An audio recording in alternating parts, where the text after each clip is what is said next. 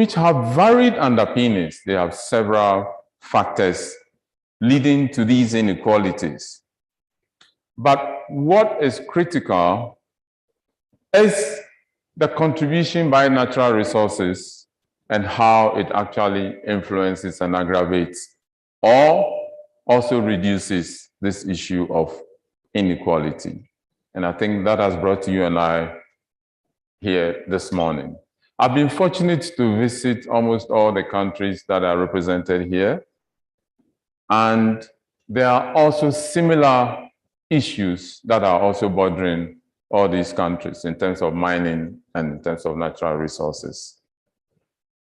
We are looking at issues of gender, spatial issues, social issues, income, and economic issues in terms of the inequalities. This morning, I'm honored to welcome on behalf of the Ghana and on behalf of the National Development Planning Commission, we wish to warmly welcome all of you to this conference. And we say you should relax and let's interact. I believe that when you are more informal, you come out with a lot more ideas. Let's be informal, let's relax, and come out with the best of ideas. Once again, I say you are all warmly welcome. You are back home. Thank you very much. Thank you very much, Dr. Nelson. I want to say I want him, Dr. Address Dr. King.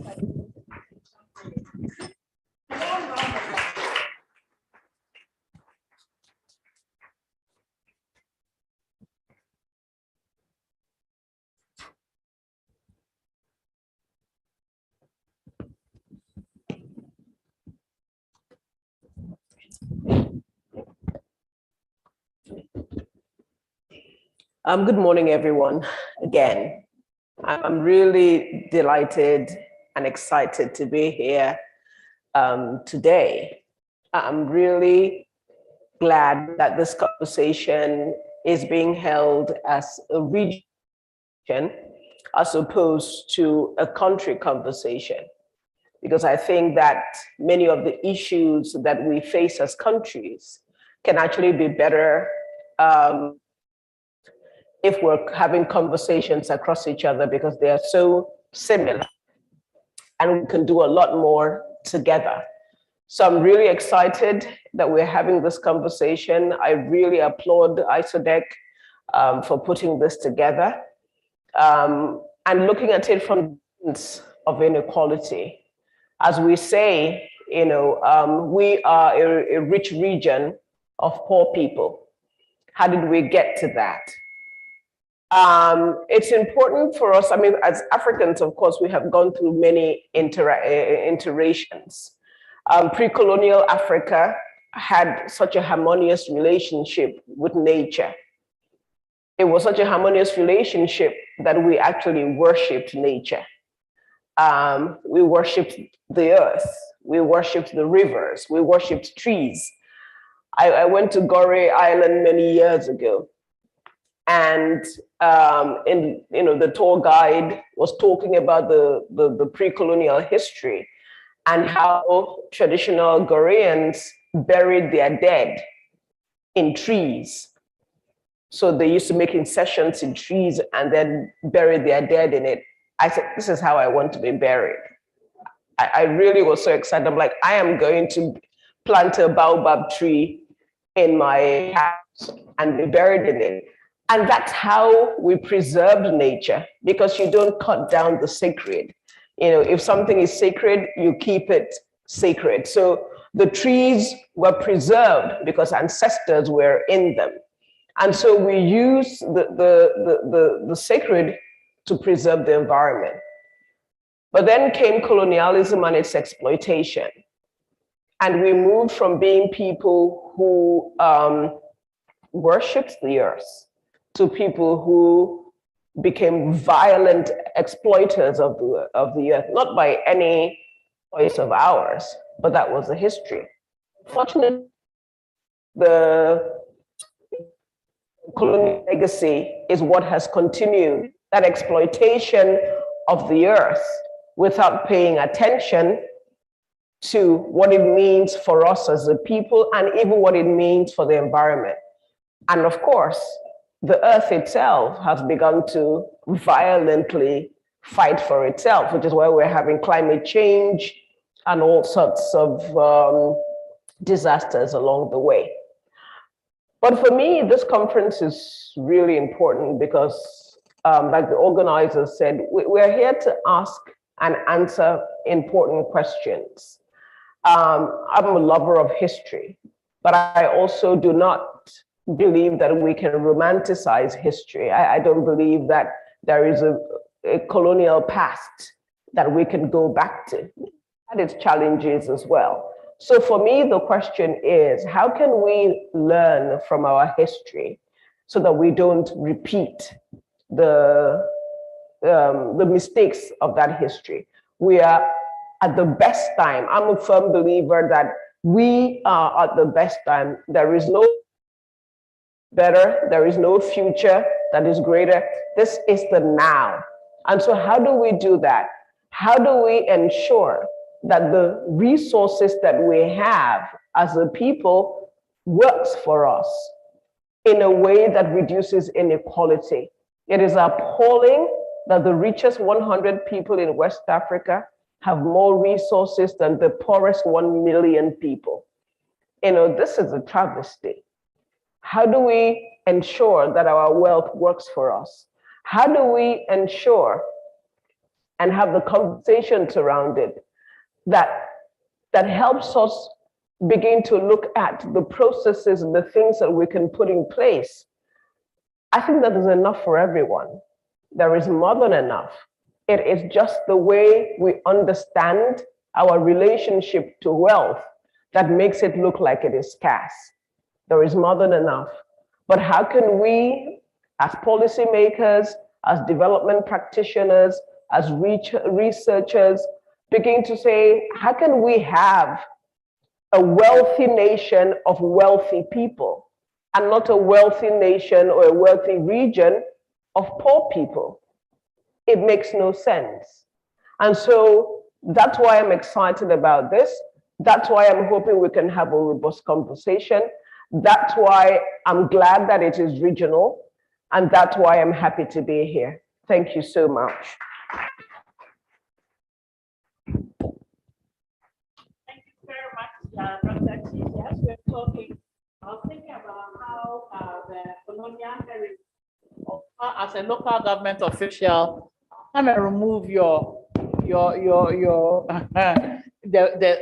ways in which you are trying to preserve and seek and make sure that we engage our heritage actively, that it has seeped through our responses in various ways, and we need to unpack this. Happily, we do have public servants amongst us, policymakers. The only people I can guarantee that they are here are parliamentarians, but that is a lesson for the next step. Thank you very much, Dr. Chief. I now have the pleasure to invite Dr. Nkubi of the African Minerals Development Center. Sir, please, the podium is yours to address us. Give the man a warm round of applause.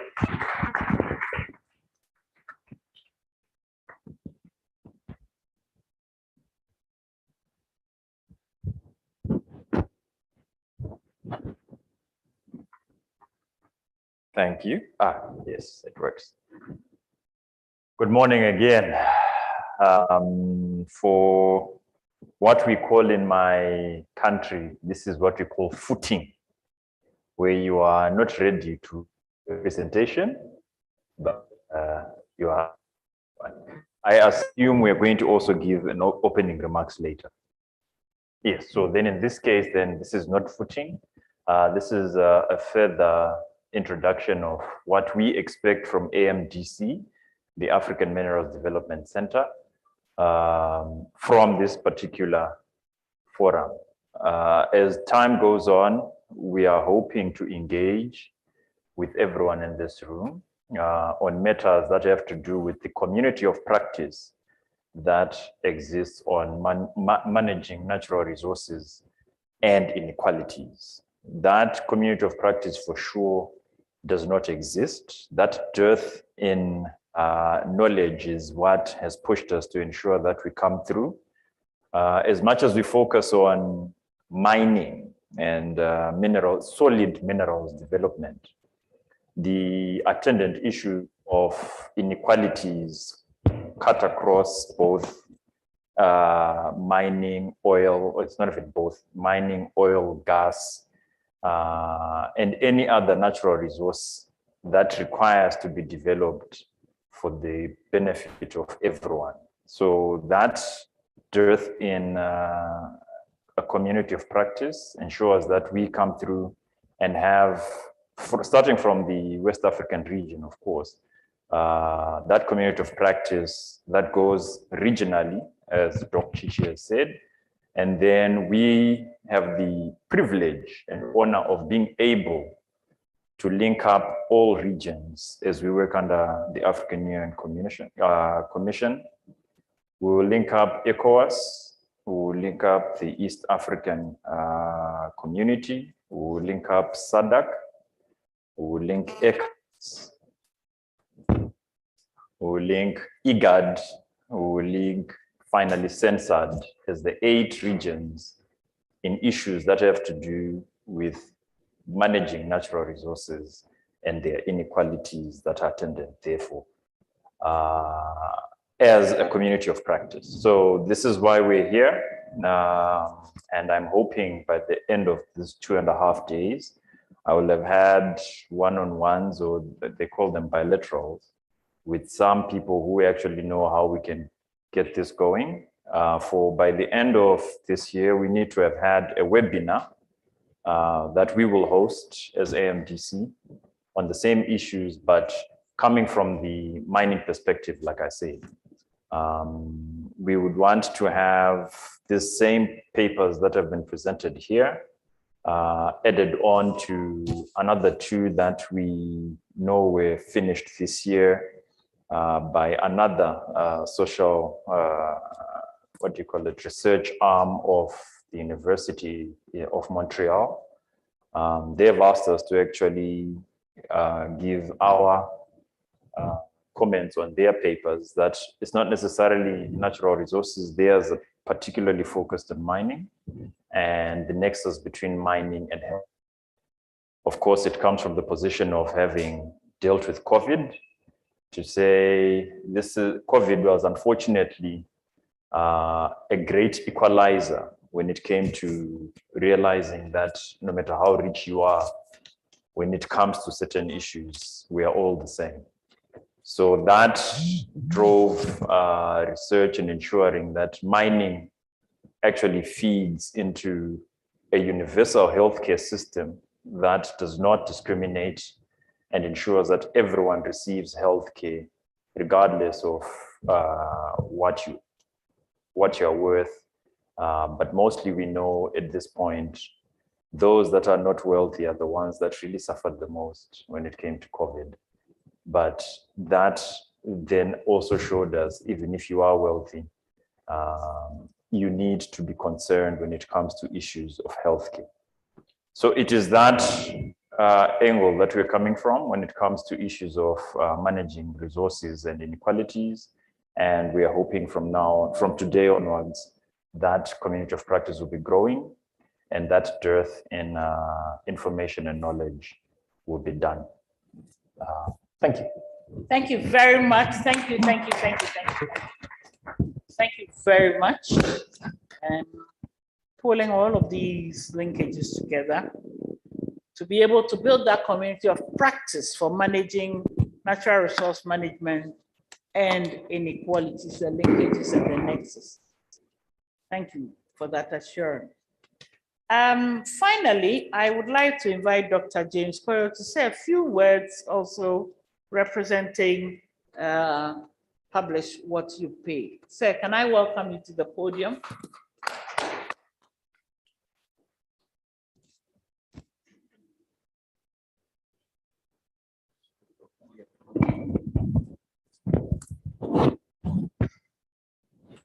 morning.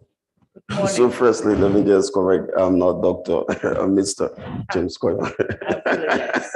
I apologize. Yeah, thank you.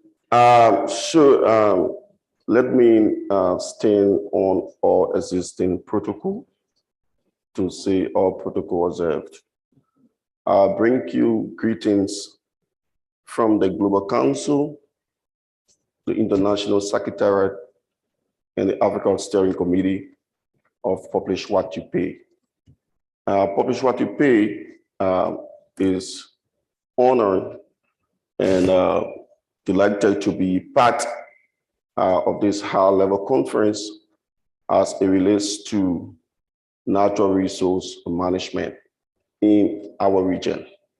So I come from Liberia, a country that you always see is have abundance in resources, but yet and still our country is one of the poorest country on the continent and in the world. And I would say it's all because of poor management of our resources. We have diamond, gold, iron ore, we have timbers, all have been discovered, but yet and still the common Liberian live on less than $1 a day. So that's clearly tells us. I also believe that this situation is not just unique to Liberia. It is a problem that exists in Africa and in our region. It is imperative at this time that countries in the region, as we have in this room today, gather to brainstorm, identify current challenges, see how our policies, our development agenda can be aligned to revenue generated from our resources. So on this note, I want to say thanks once more, and Publish What You Pay is very much delighted to be a part of this meeting. And as we gather here for the next, like one of those 2.5 days, it is imperative that we consider every discussion. It is also important how the discussion, how documents develop from this meeting can feed back into our different countries' own resources, advocacy, how institutions that are working in the sector, civil society, can be more robust in terms of advocacy. Thank you so much. Thank you. Thank you very much. Ladies and gentlemen, I want to bring this initial session to a close. I think we have been welcomed in our own ways just to set the program in motion. We are reminded of the rich heritage that we have as Africans in relation to natural resources management, and the fact that we need to ensure that our natural wealth works for us and not against us. We have also been reminded of the fact that we need to be able to have effective practice and effective engagement, around the various aspects of the work we do, building the relevant institutional linkages, sharing and deepening knowledge around us. And we've been also reminded that we, in the face of our abundant resources, must ensure that we can align our policies to promote this agenda, which requires the feeding back of whatever we generate here to our individual countries to inform both policy and advocacy agendas.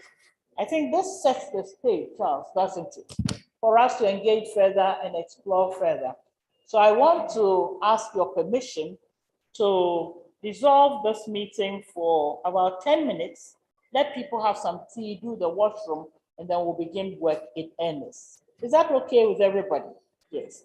I take the opportunity also to welcome Professor Kwamtata here. You want to give us a wave, Uncle Kwame? Yes, okay, good. Right, so up together, and I'll get you back in 10 minutes. Okay, good. Right, bye.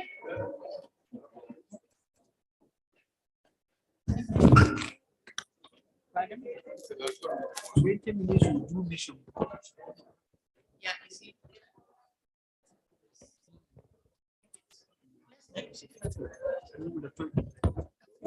Come back. You don't, I think you don't know me.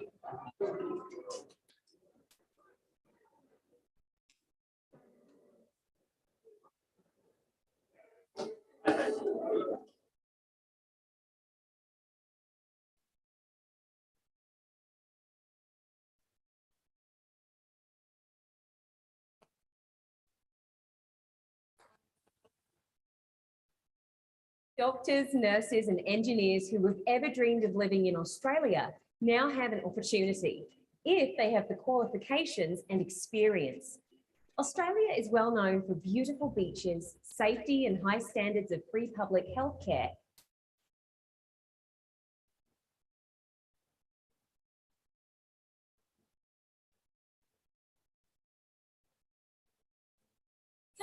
In the morning. I've been waiting for you all night. Don't play yourself. I'm so done with you. Done. Sick of it. I'll buy a new one. And I'll buy you one too. Because it's a cold world. Bundle up.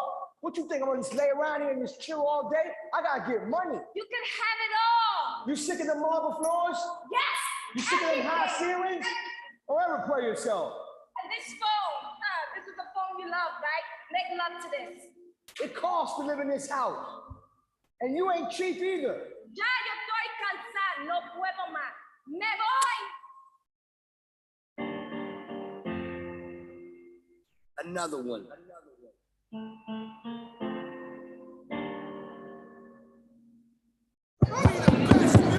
Yo, he ain't messing with no average chick. Pop, pop. He got Nicky, he know that he hit the jack. Hello? Yeah. Hello? Hello? Hello? Okay. Yeah.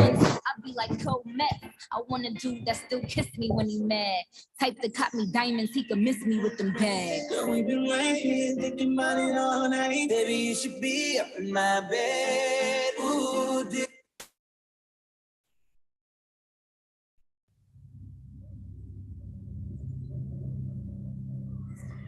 Hello?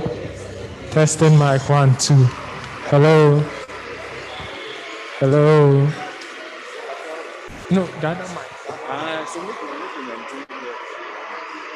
Hello? The other mic. Hello? Hello?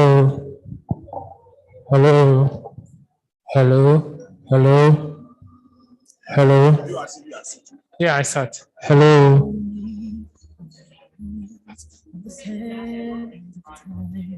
There was something that I left behind. When I leave this world, I'll leave no regrets. There's something to remember.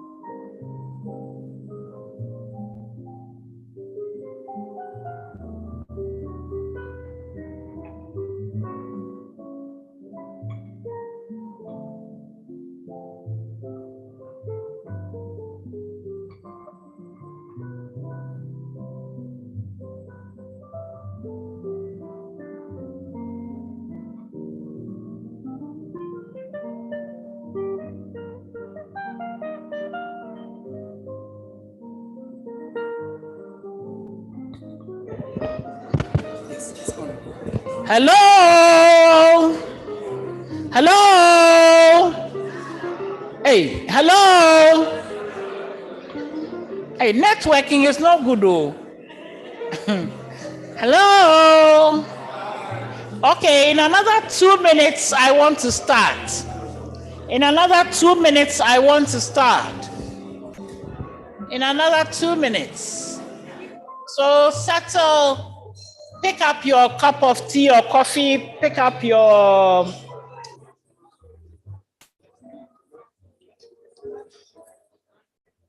coffee.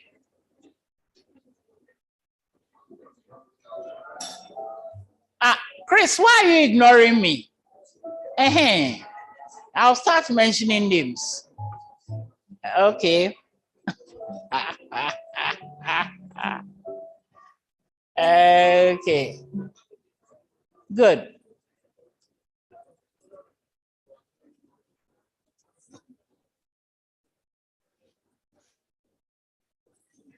Right.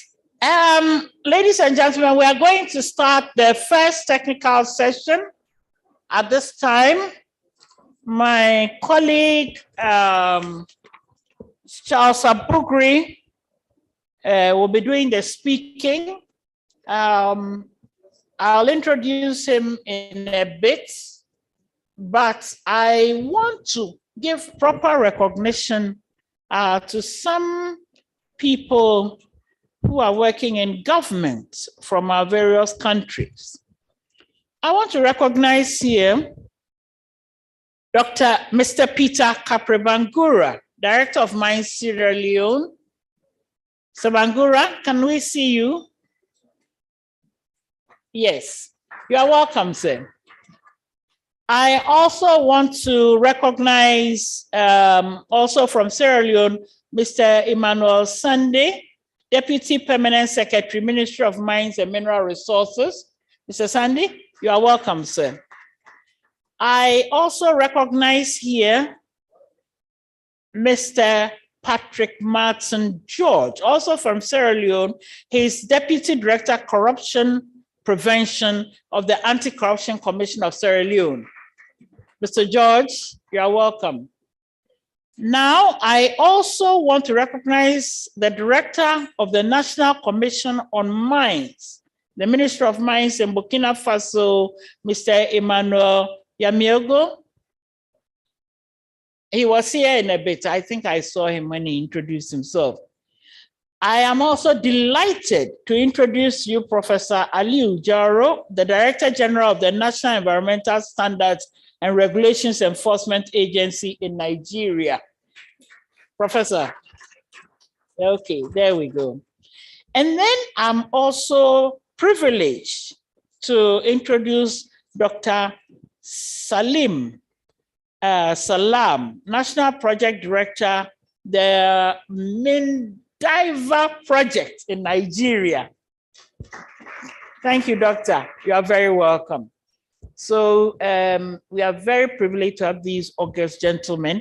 And as we go along, I'll be reminding you of who is here. Charles Abugri. What can I say about Charles Abugri? Charles Abugri, for the past 40 odd years, has been very active in civil society in Ghana and worldwide. He has been either founder or co-founder of a number of civil society advocacy entities, coalition, our own ISODEC.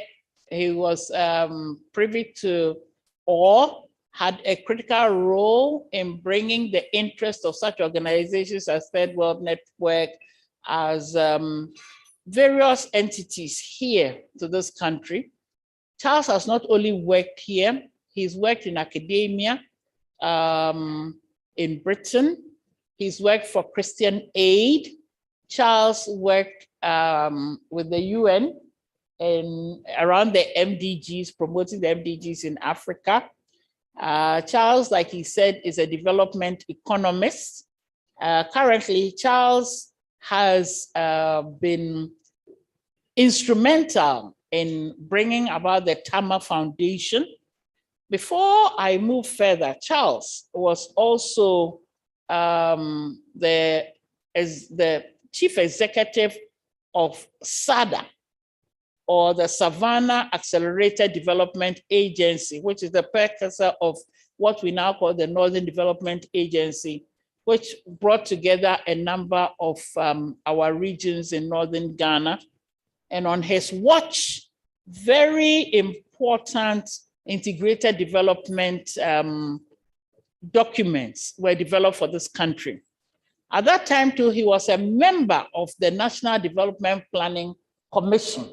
We were on the commission together in an earlier era. Currently, Charles is, when he's not supporting Tama and he's not supporting the Catholic Bishops' Conference, he's working with Ideas Africa or Ideas International, Ideas Global, and many other things. He's organizing funerals like a venerable elder, and so on and so forth. It is with enormous pride, pleasure that I introduce this amazing son of the soil, Charles Abukri. Give the man a warm round of applause.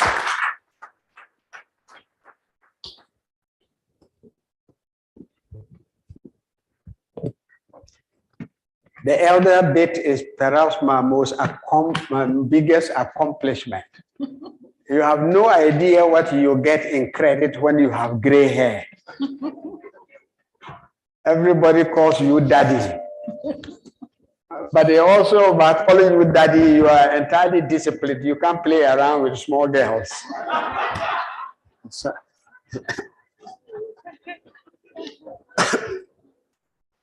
okay, so I'm hoping the possible to project. But as I said, I wanted to do, I have a PowerPoint. By the way, before I start, while they look to see whether they can project, I wanted to explain what IDEAS is, since we are co-sponsoring. It's called the International Development Economics Associates. It's a bunch of, let's call it left-leaning economists from Asia, Latin America, and Africa. And I took over coordinating it about a year ago. I say so because I might reach out to a few of you again for future interactions. Thanks very much. I've sent it to Atieno. Okay.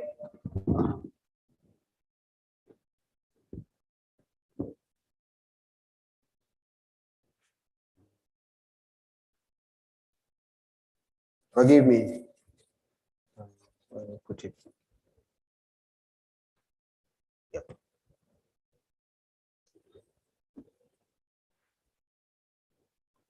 Okay. And then a few tables I might use. So just to make it, so I'm going to concentrate a little more, a lot more on the inequalities picture.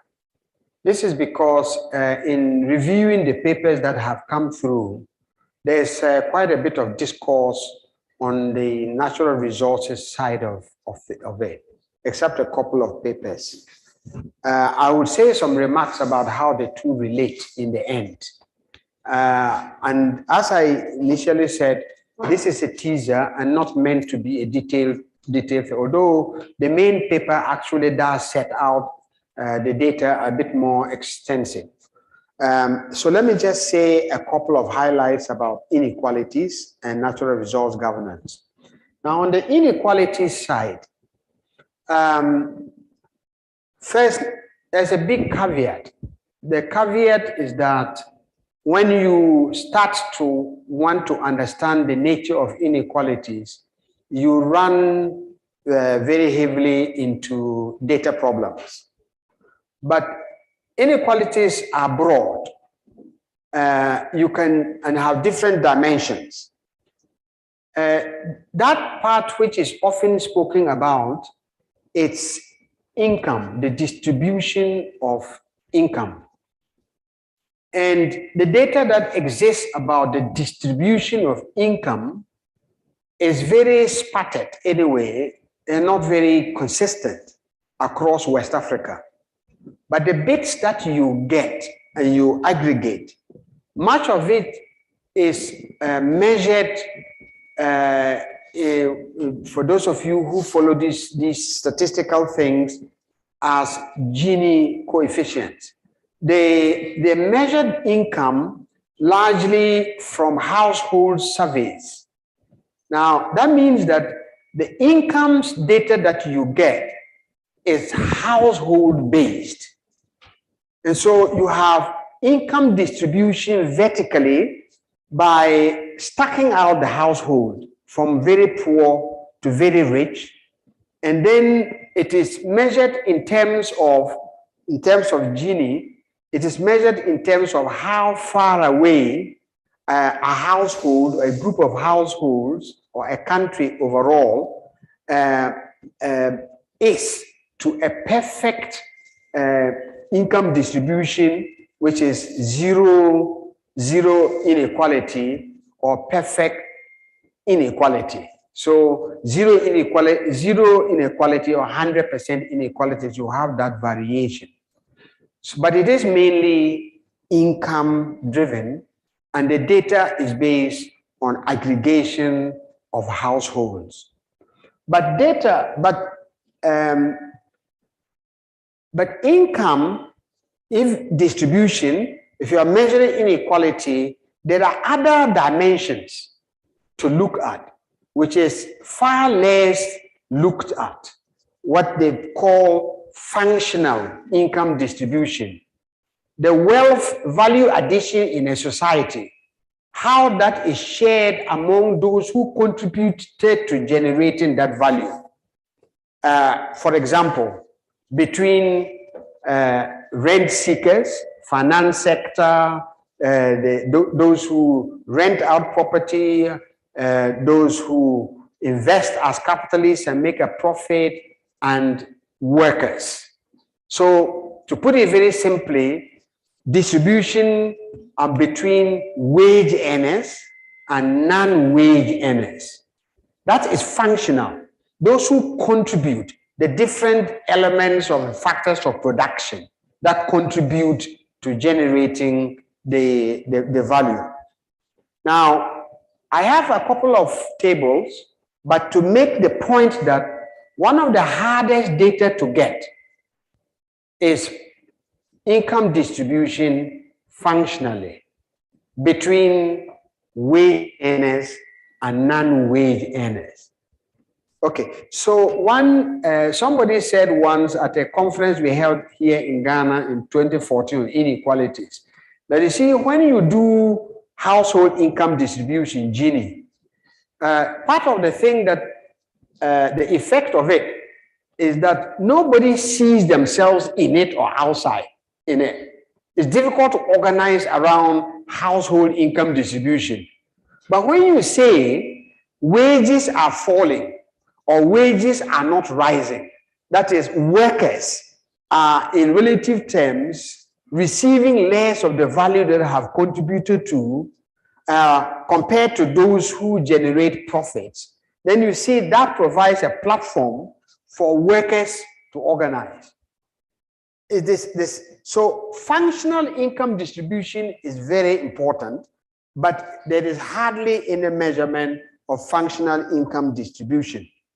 So also in the income, you can also look at income distributed, not simply vertically when you line everybody up in the house, in the country by household, but also by social groups.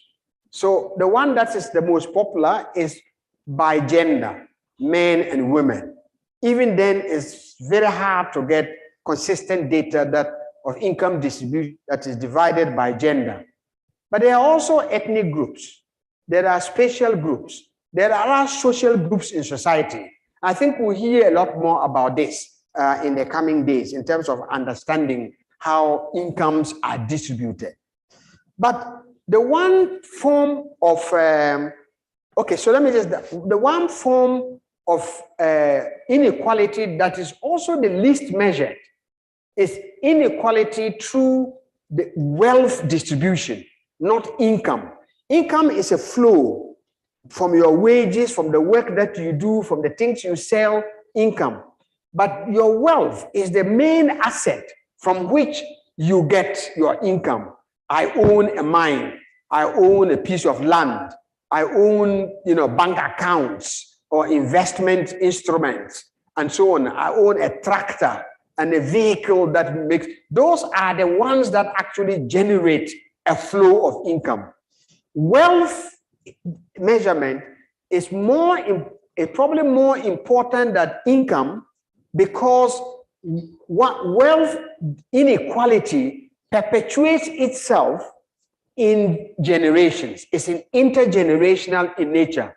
So when you own a lot of assets, your children are likely to inherit those assets and will continue probably to build on those assets. So the structure of asset ownership also can determine the nature of income distribution long into the future. But wealth measurement, wealth inequality is one of the hardest data you can find. And hardly any country really measures wealth inequality. Then this inequality, as I said, can be measured at multiple levels: national, household, by social groups, by spatial groups, and so on. There are serious measurement problems. And I think the statisticians, they are not here, but one of the real challenges of having to address inequalities is knowing the picture that you are dealing with. And that really needs to be addressed. Okay, so wealth has many forms. And the one form where there is relative information are financial assets. Those who hold bonds, stocks, treasury bills, bank accounts, those kinds of financial instruments. There is some information that is being gathered. But non-financial wealth, ownership of real estate, land, machinery, those are very hard to get. And yet, you see that the greatest amounts of inequality is reflected in the disparities and the quality of real estate, for example. All of our cities, you see the big, huge houses coming up, but you also see poor people stuck in their slums, and their numbers are increasing in their slums. But the size of, high-end real estate that occupies a huge amount of land, that has a lot of value, that is beginning to spring up, but it is owned by a very small group of people. It's not difficult to capture wealth inequality. For example, real estate inequality, by simply registering them and valuing them year by year. But it's very difficult to get. You ask a municipal officer who wants to do an evaluation of property taxes, whether on how long it has taken them the last time they made a property evaluation for the sake of even charging property taxes. So let alone land, let alone machinery. And there is even far less information on the gender distribution of wealth and this asset. I remember only nearly 10 years ago, one study in Ghana by Professor Abina Oduro and co, who attempted to capture asset distribution by gender. But they were not able to capture even financial assets. Their survey will look like who owns a bicycle and a motorcycle and a car and those kinds of things. But the financial assets that are in our financial system. So if we really want to begin to understand inequality, we have to start digging seriously into wealth inequality. Now, so let's take a very small picture of wealth inequality in our country. That is, when you are searching for, on our continent, when you are searching for information on wealth inequality, I only found one site, a Mauritian bank called AfriAsia Bank, that takes the data from only another one site, which is a global wealth platform. And you can see it's very partial. It's financial wealth. So based on that financial wealth, there's an estimation of how much wealth there is in each. Okay, sorry. And they say that in 2017, this has just been updated, but unfortunately the figure hasn't changed. It was updated in 2021. Because of COVID, the figure has remained the same. So there is about $2.3 trillion of wealth, mainly financial wealth, held within the continent. So we are not even talking about where else it has gone. And and this is of individuals, so not of states. And this is a measurement of those who own $1 million and above, not those of us who buy a treasury bill for 5,000 cedis, so or their equivalent in our various countries. It's about our millionaires and billionaires. And they estimate that in 2017, there were about 7,000 multimillionaires. 7,000 multimillionaires means $10 million and above, and 24 billionaires. Of these billionaires on the continent, 40% of them are in Ghana, Nigeria, and Ivory Coast. That's partial measurement, but you'll have a sense of the way wealth has concentrated. This sub-region accounts for about 1/3 of what is estimated annually as $50 billion of private wealth that leaves the continent. So, so the first one was how much is estimated to be hanging around in different forms and how much leaves the continent. So the continent, the sub-region, is a major contributor to, and it's also a major contributor to illicit outflow of wealth. And of the continent, 2 of the West African countries are among the 10 wealthiest continents. 3, Nigeria, Ghana, and Ivory Coast. So of the top 10, 3 are in West Africa in terms of private wealth ownership. And in terms of the future growth of that wealth, Ghana, Ivory Coast are projected, that was up till 2018, were projected to be one of the fastest growing wealth. This is a country, this is no more the case. When I looked at the 2021, in the case of Ghana, in fact, wealth growth is declining, but wealth concentration still, meaning that the millionaires are dropping out and the multi-millionaires are increasing. So that has remained on our country. So there is some wealth growth, and that wealth growth is very concentrated. I think we all know of the Oxfam story about Nigeria, how many billionaires hold what, and how 2 of them alone can wealth can sort out the poverty problems of virtually every poor person in Nigeria. But it's the same story in Ghana.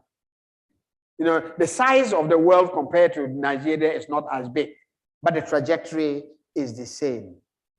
Okay, so I wanted to make this point about wealth. I think the final slide on wealth is, where do they keep this wealth? And they say that according to AfriAsia, most millionaires hold their wealth in cash, fixed deposits, and residential real estate, while 50% of assets are held offshore. For multimillionaires, 3/4 of wealth is held offshore, and the remaining in equity and commodities. In addition to offshore holding, billionaires hold their wealth in the form of business interests, private equity, and collectibles like paintings. basically, if you are looking to do income distribution, you have to look at the way wealth is held. If there ever was a stomach for the use of taxation as an instrument for redistribution. So just a picture. On incomes, I think you will see a lot of this data on incomes. They vary a little bit in terms of the nature of income inequality. So when I stuck them in 2017, 2018, Cape Verde was the most unequal. Nigeria followed. Other data brings Nigeria a little less unequal. Benin is very, very unequal. Now, if you look at the growth of inequality, and we will see that in a moment, some countries that are currently high levels of inequality are projected to be declining, and those that are relatively low levels of inequality are projected to be increasing. One of them is Ghana, just to give a picture of that. Okay, so if we compare West Africa to other African countries in terms of the degree of inequality, the ECOWAS region is supposed to be less unequal on average compared to East African Community and SADC. However, if you look at individual countries, some countries compare themselves with the most unequal countries in Southern Africa. Southern and East Africa are very unique cases because there are colonial occupier settlements in them who appropriated the land and land resources. And that has created that momentum on inequality. So some of the best lands in South Africa are white.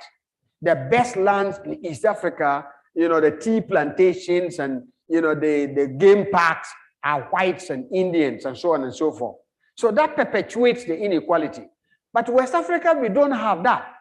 Yet the levels of inequality is very high. But when you take gender inequalities, West Africa is the highest, close to North Africa in terms of gender inequality. So North Africa is slightly higher on gender inequality from the data that we have compared to West Africa. But West Africa has on average a higher gender inequality than East Africa and Southern Africa. And this speaks of our Ghanaian, our society in West Africa, quite brutally patriarchal. And sometimes it reflects in the whole debate who and so on and so forth, and whether or not women are allowed to enter the labor market. So I think it is important to make that emphasis. Now, for the SDGs target, there's a disparity between what the SDGs want us to measure and what the statistical data often measures. The SDGs want us to find out what is happening to the income share of the bottom 40%. So, but that is not what we measure. What we measure Gini. If you really want to know how unequal the society is, you have to, even at the income level, not even wealth, you have to stack it in deciles, the top 10%, the top 20%, the middle 60%, down to the bottom 40%, and the bottom 20%, and the bottom 10%. And there is a different measure for this. The Palmer ratio is a much better indicator of inequalities. So as you can see in the table, an earlier table that on top, they have stopped sharing. You can see in an earlier table before, we made an effort to track the data where some effort at calculating the Palmer ratio is. And you probably would see better measure in terms of the disparities. So you see SADC region compared to, say, the mean, you know, of SADC region. It's a different, it's the measure of the share, the index of the bottom 40% of the population. The point I'm making is we have to decide what is it that we are measuring for the sake of policies. I made an earlier point that the trend seemed to have been that from the 1990s, there is overall in West Africa on aggregate a drop in inequality. But of course, this stopped in 2013. So we have to look at the data again post 2013. And I think some of the specialist presenters have more updated data. But what explains this drop? What explains this drop largely was partly the impact of the poverty reduction programs in the 1990s. Sadly, they were associated with the World Bank and others. But HIPC forced every country to allocate a good part of the debt relief, other than Nigeria and Liberia, which did not participate in the HIPC, for investment in social services, health, education, water, and so on. And that helped to contribute generationally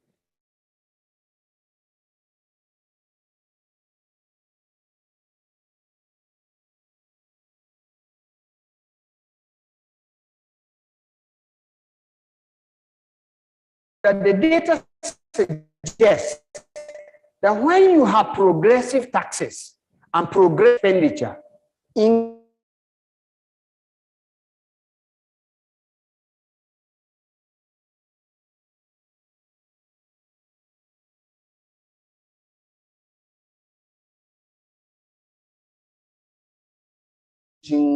inequalities, and that's some of the work that I think Oxfam and others have been publishing in their commitment to reducing inequality work. Now, as I said, you are measuring incomes and wealth, but if you measure health, education, and so on, there are different metrics to this. The most important useful measurement index is the multidimensional poverty index, but it's in the main paper. This puts together, the gender index and the poverty calculation, but also access to housing, energy consumption, and that kind of a thing. The multidimensional poverty index for many of our countries has actually, it's also declined up to the mid-21st century, and it started coming up again. And this is, of course, again, as a result of the cost or the slowdown in investment in public services and equitable taxation and so on. And I looked at where we are, a number of countries are, ECOWAS is in terms of universal coverage of health compared to the other regions. And in terms of coverage for universal healthcare, we are performing the worst. You see the same, maybe in education. You see the same, maybe in access to water in comparison with other regions. So it is not just income, it is also seriously public services.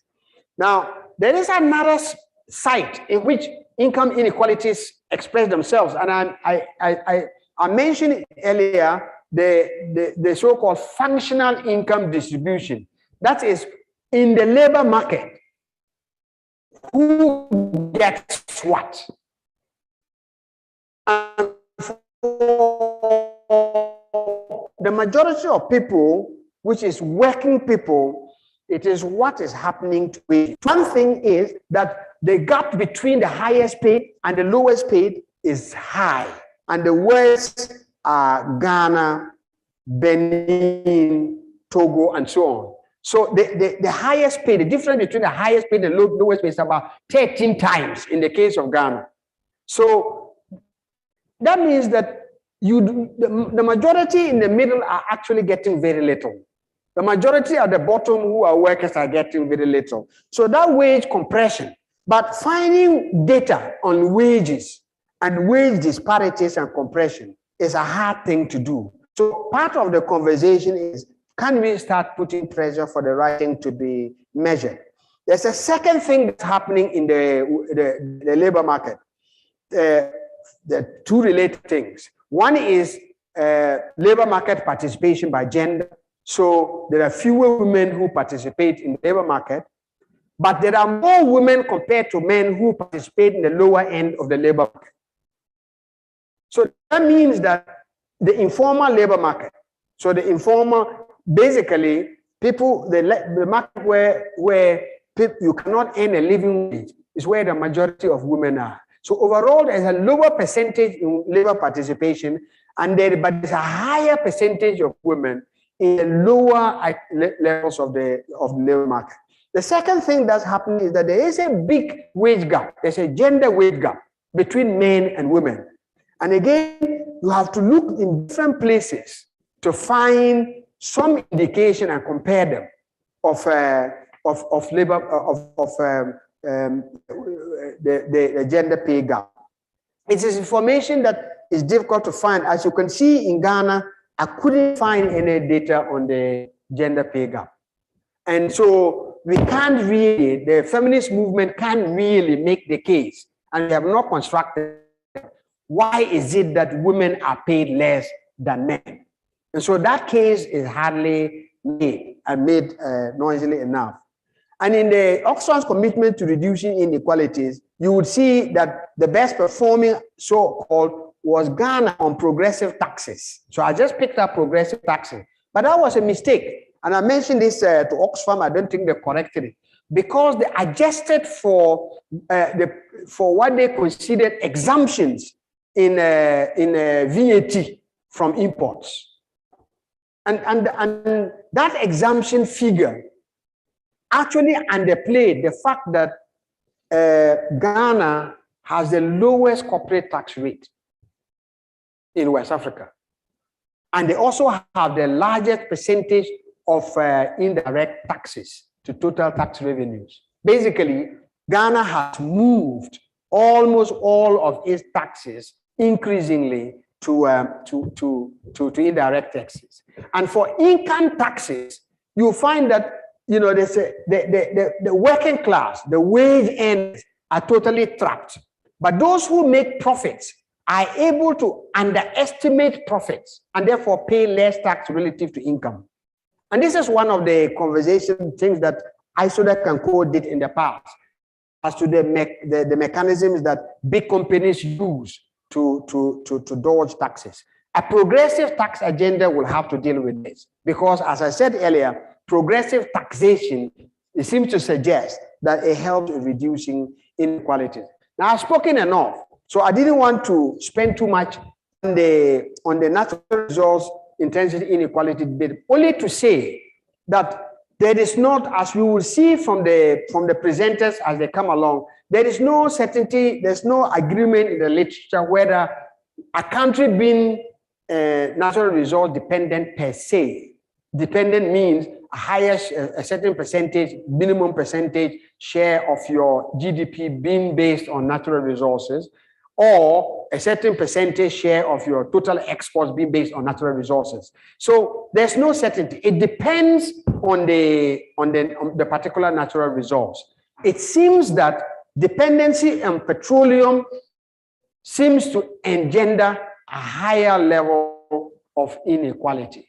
But we have to find out the explanation for that. It may well be that the big politicians and only a small elite are able to capture the benefits of petroleum going forward.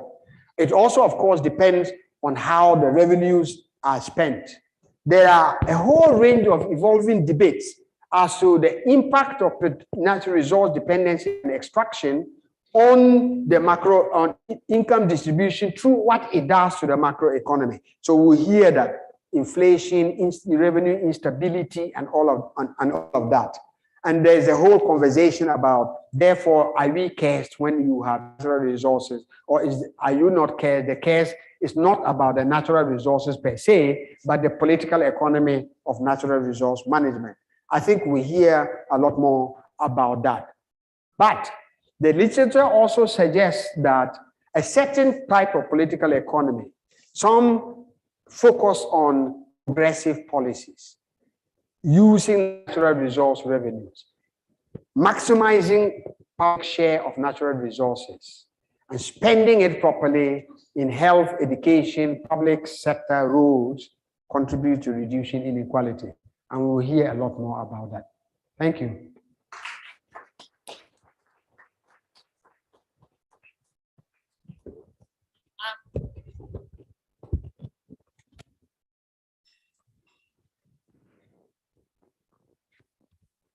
talk with this. Okay. Thank you very much, Charles. Another warm round of applause for him, please. I think he's given us quite a journey, beginning from where the data problems are in relation to inequalities, the data. He has also talked about the need to look at issues of wealth and wealth distribution, and the distribution of public services, access and quality, looking at households, social groups, and spatial issues, and the need to dig into wealth inequality. He talked about various, the issues of gender inequality arising from the patriarchal nature of the arrangements, and also the disparity between what the SDGs want us to measure and what we are measuring. The issues, he concluded on the note of the linkage between natural resource intensity and inequality, and the evolving debates, the impacts on the macroeconomic circumstances, whether there's an incidence of resource curse, and also a deeper examination of the political economic issues. Is this what we ought to be doing? I think everybody got theirs out of what he gave us, the richness that he gave us. Charles, thank you very much. And I want to open up the floor for inputs, discussion, questions, contributions. I'll take 3 at a time so I can give Charles a bit of space to respond if he can. Some of them will not be issues that you can respond to. There'll be things that we collectively must consider and think through, and even setting the agenda going forward also. So I want to open the floor for discussion. Do I see you, number 1? I was reading your body language, number 1, number 2, madam, and then number 3. Okay, good. Yes, please. One man, a mic, ma'am. Yeah. Speedy.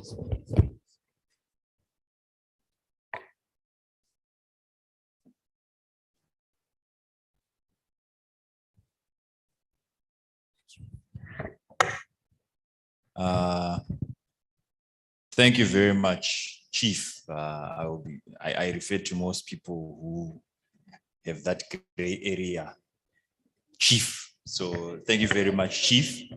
I appreciate, here on a personal level, I really appreciate the work that you put in this, because I've worked with quite a number of development economists who are my age, thereabout, and the level of input that is required to come up with most of these inequality indices for a discussion of a public nature.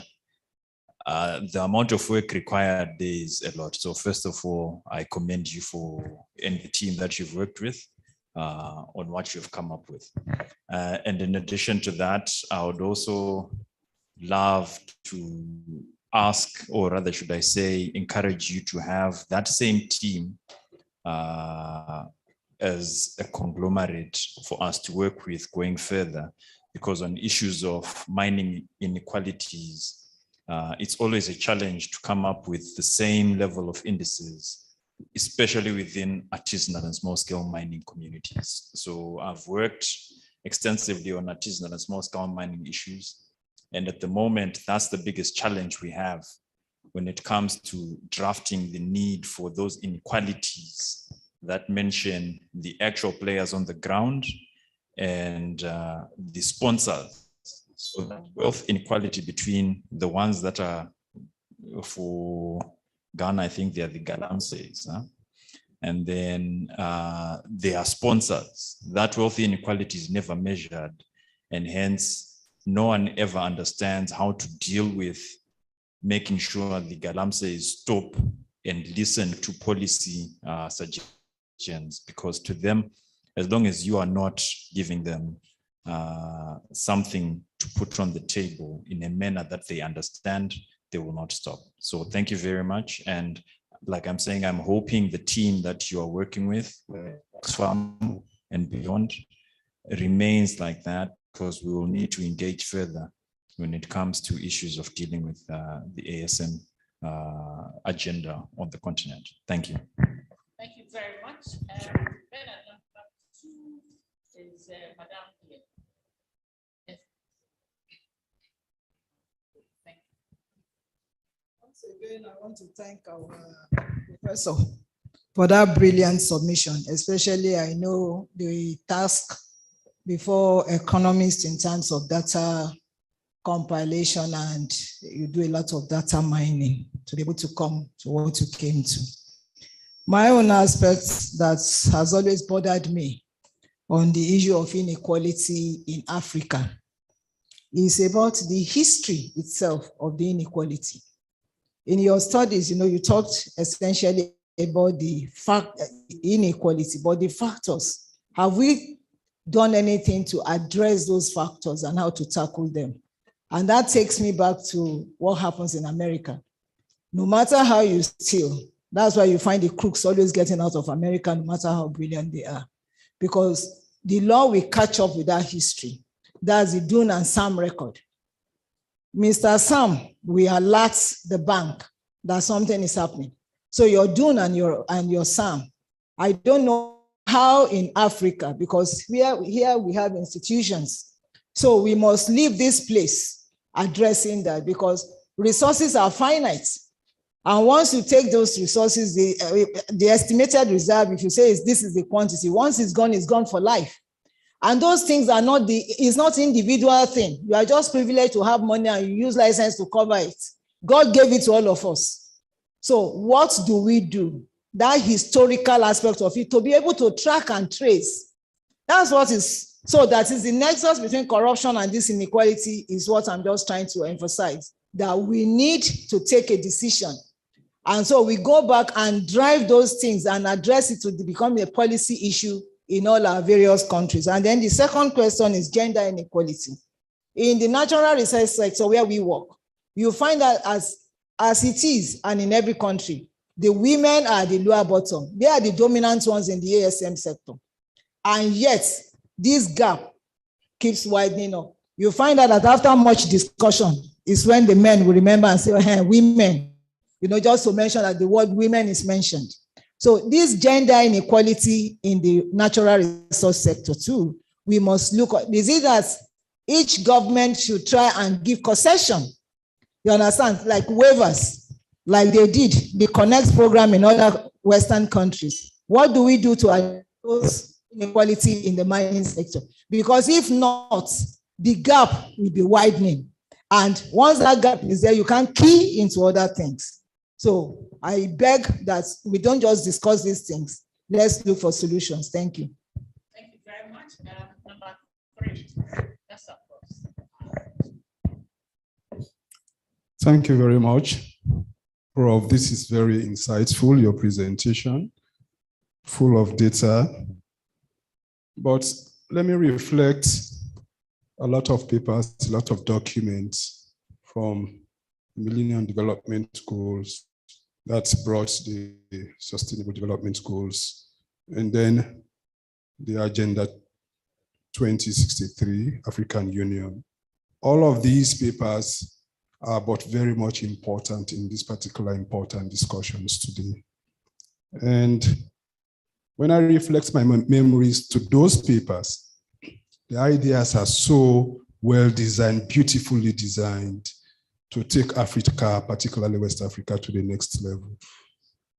But coming back to the Oxfam research, the study that they presented in 2019, I realized from that paper that just 1% of the wealthiest West African individuals have more than the 99% combined together in West Africa. What a great inequality. So if those papers' design are to speak to our standard of living and bringing the poor and the rich at the same level, then we wouldn't have been there. Take, for example, Ghana here, making a reference to that same paper, that one of the richest individuals in Ghana here earns more in a month, more than the poorest woman earning for 1,000 years. Imagine. The same paper projected that in Nigeria, the highest 5 people that earn wealth in Nigeria can even support the whole of Nigerian population, over 200 million today, you know, and the richest person in Nigeria can spend wealth for 46 years, even if he spends $1 million per day. So we are bringing all of these to see the extent to which inequality is really eating into the fabrics of West Africa and by extension Africa. But when I saw the Gini coefficient levels as he projected, of course the average is 38%, I started asking myself, if these are all the explanations as presented by Oxfam, and then the Gini coefficient level is at 38%, then the reality is really not being presented. Because if these realities are to be presented as per that paper, then the Gini coefficient should have been even very closer to 100%. Take into consideration the gender disparity, the age disparity between the rich and the poor. All of these are things that are really, really bothering the growth and development of Africa. So this conference is really worth it. I hope, as my sister rightly said, the political class will have been here. I hope those wealth holders will have been here for us to have a collective dialogue on these disparities so they can realize themselves that they are causing some harm to Africa, to West Africa specifically. Thank you very much. I'm going to give Charles an opportunity to answer, and I'll have a second round. However, we have people participating online. Please, those online, if you want to contribute, just lift up your hand. I mean, do I think that shows the uplifted hand, and then you'll be unmuted and you'll contribute. Thank you very much. I think I've made it clear. Good. All right. So Charles, you'll answer, and then I'll begin the next round with thank you. I think there are reflections, not questions. I only belabor them. I think my brother invited us to continue to work together.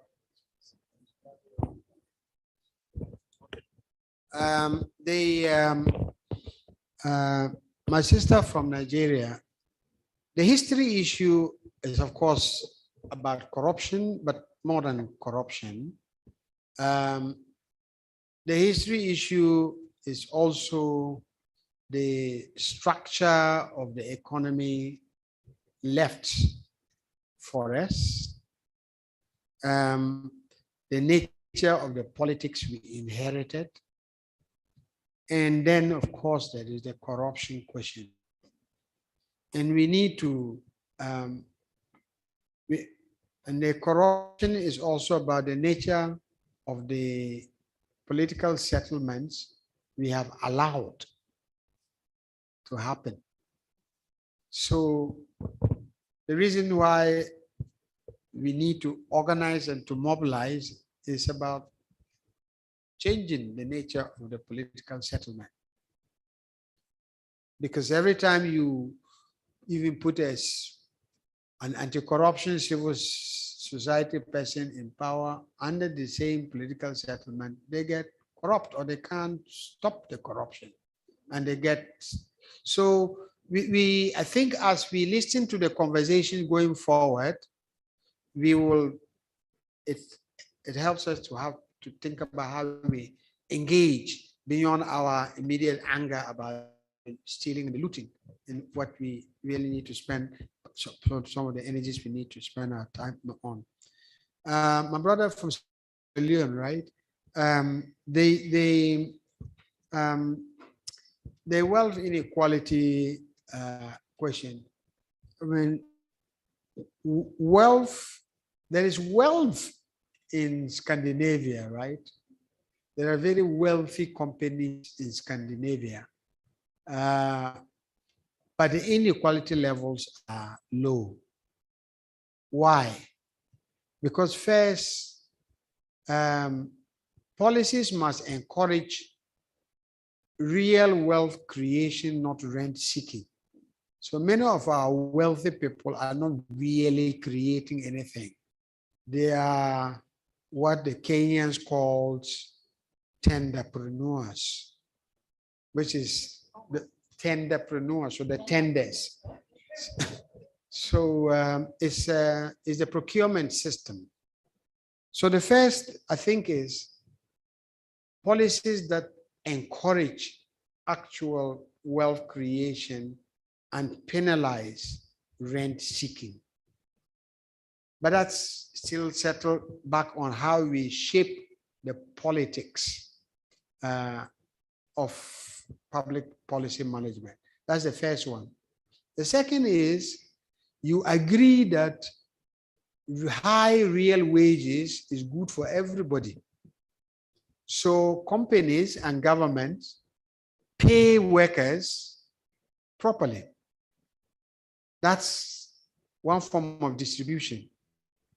Reduce the profit take, increase the distribution through wages. The economy grows through broad-based investment and consumption. Inequality declines. So there's a real question to be made, point to be made about wages. And the third is tax wealth. Even the British, even the conservative government in Britain are thinking about taxing windfall profits. I mean, it's unbelievable to hear that from a conservative government. You know, COVID has happened, demand was suppressed, demand is released, you know, energy companies suddenly prices shoot up above normal, and they make a huge amount of killing. So tax wealth, not just win for profit, but also wasted assets.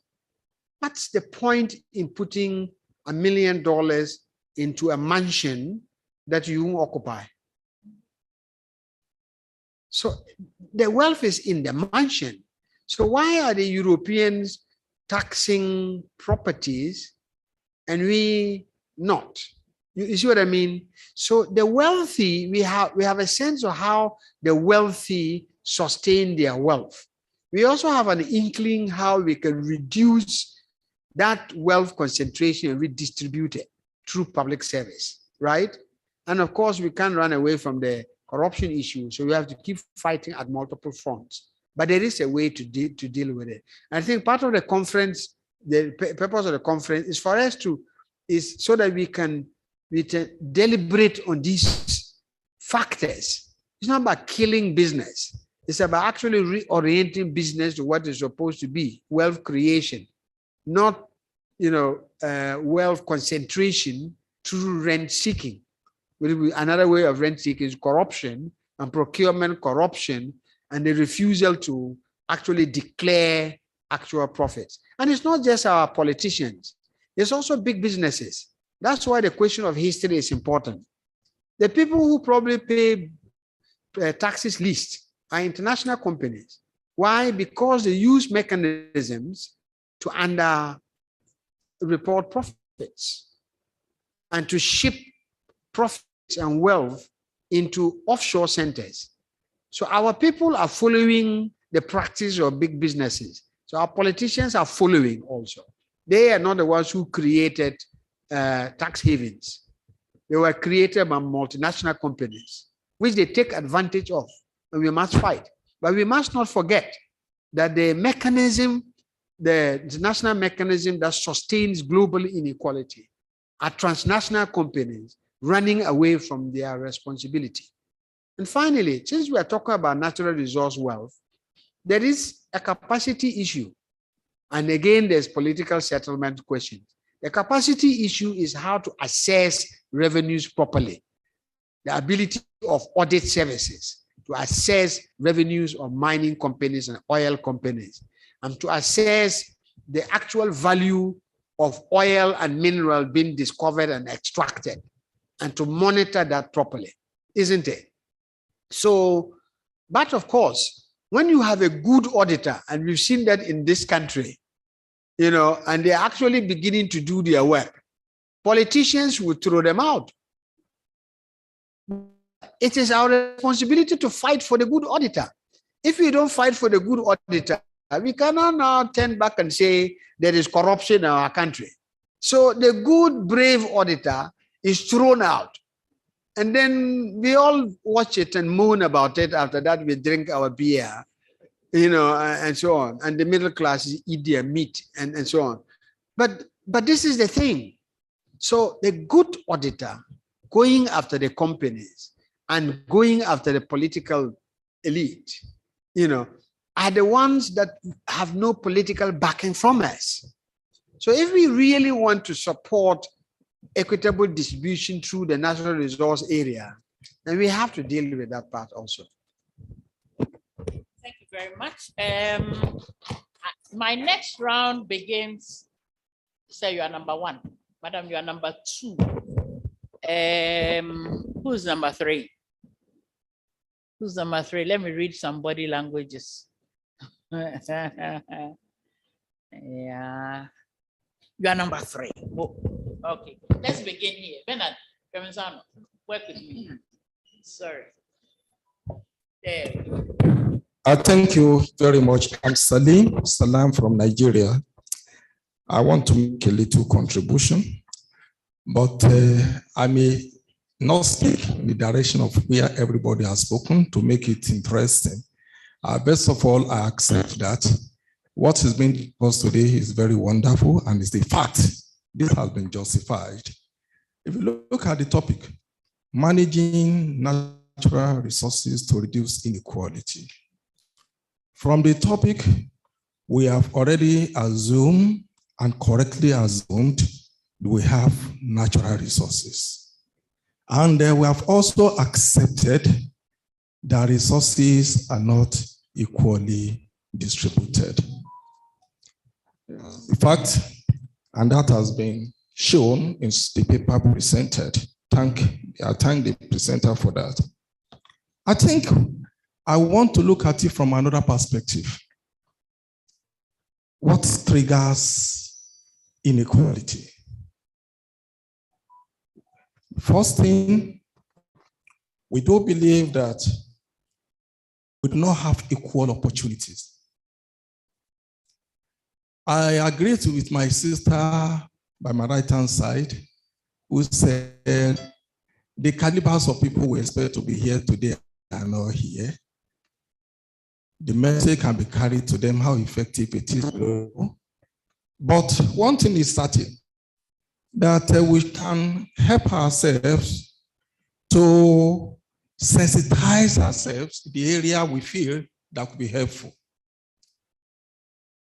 Inequality in opportunities is there to the extent that some of us, we are not disposed to those things that we need to do. I don't want to be giving examples, not to make it wide, to take much of the time. Unfortunately, there are also unequal responses and ineffective responses to this opportunity. We have a situation when people have opportunities. Along the way, whether because of lack of knowledge, lack of awareness, or denial of the facts, they could not take the opportunity. Or when they even attempt to make some move, wrongly moved. And this is where we need to sensitize people. This is near, my sister here from Nigeria will tell you all the efforts we've been doing to sensitize women and etc. I think in managing these resources, some of which been said very elaborately. We need to, first of all, accept, like we have done today, that there is a problem needs to be solved. And this problem is very controversial. It's not something that can be addressed overnight. We must have the knowledge of the fact accurately. And I'm very impressed by the data that have been presented here today. And acceptance and readiness and the willingness on the part of authority to ensure that this is done.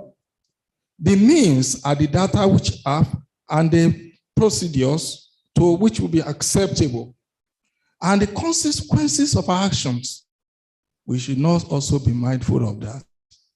I was discussing this issue somewhere. Please pardon me for some examples I want to make. If it's offensive, I will try not to make it offensive. Somebody one time told me that after all, resources is not actually evenly distributed. Some have gold, some have copper, some do not have anything. Some are producing manufacturing like we have in Japan without natural resources. But what we are talking here is not whether it's available or not available, but the management of these resources.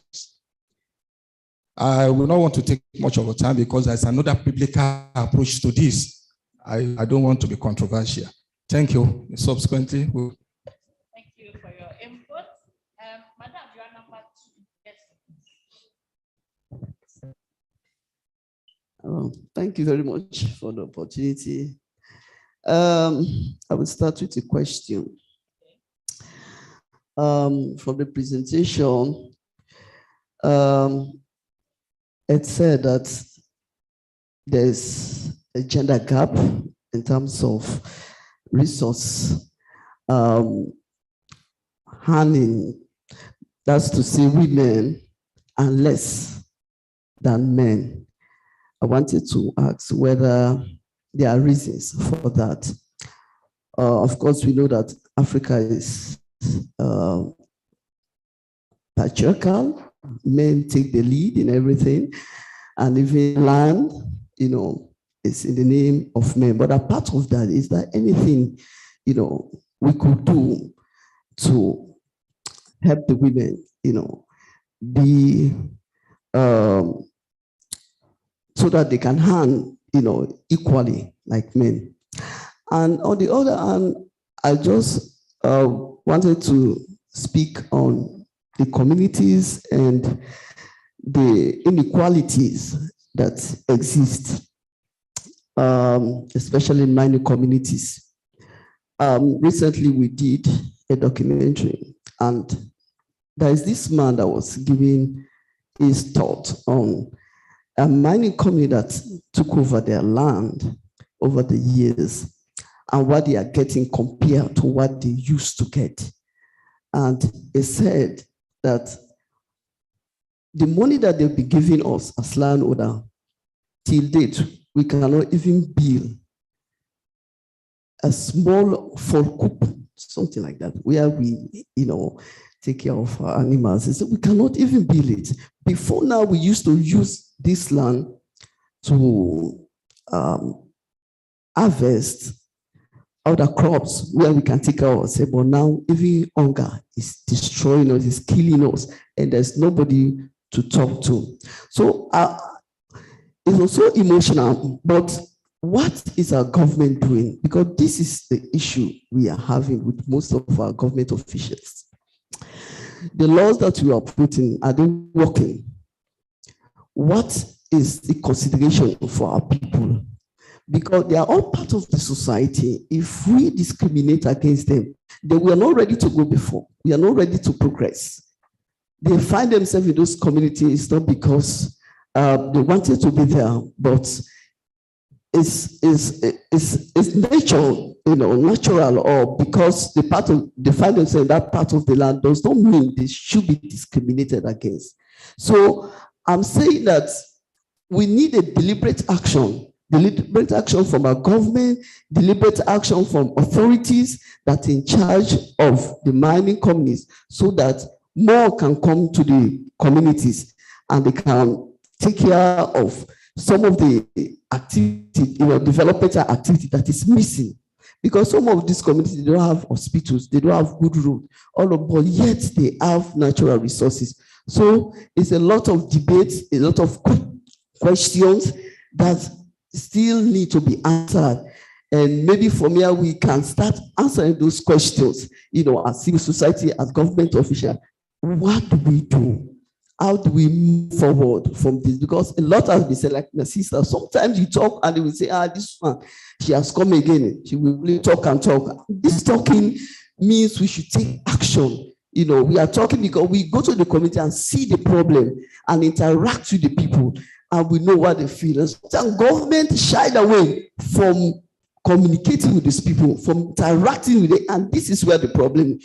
Go there and interact there and sit them, visit them and see what the problem is. So when you are putting laws, when you are implementing laws, you know exactly what to do. Thank you very much. My third speaker is the lady just across the aisle. Thank you very much, Madam. And thank you very much, Mr. Charles Abugui. Your presentation was very insightful. I'm just making a contribution. So far, the discussions we've had here are basically centered on mining. I would plead we could also include forestry and land acquisition. It's also important, and the natural resource management. We have problems of inequalities under land acquisition, as well as afforestation and deforestation. So this is just a contribution. Thank you. My name is Josephine from Ministry of Lands, Ghana. Thank you. Thank you very much. Let me listen to the last one, and I'll tell you why it's the last. Yes, please. Yes, sir. Bernard, come up this way.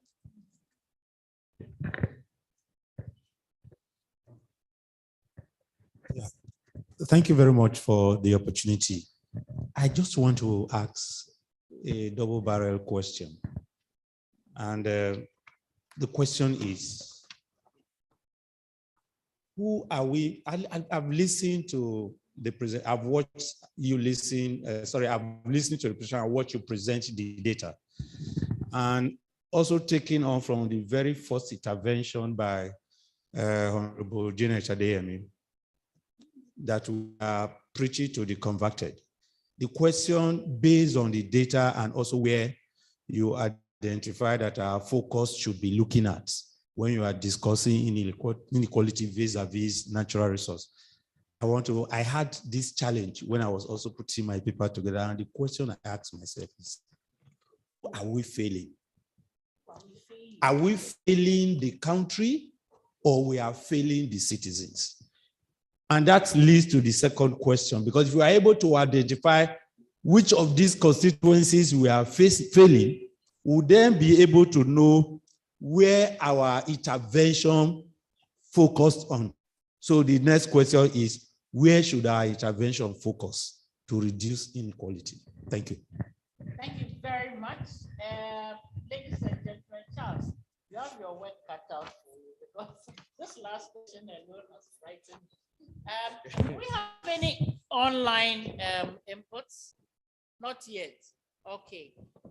Charles, I want to, with the permission of this house, I want to dissolve this assembly by 1:45, if you don't mind. I don't want to go up to 1. I want you to have lunch early so that we can come back early at 1:45, and then we can spill. Is that okay with everybody? I've told that I'm a despot in disguise. So, Charles, please.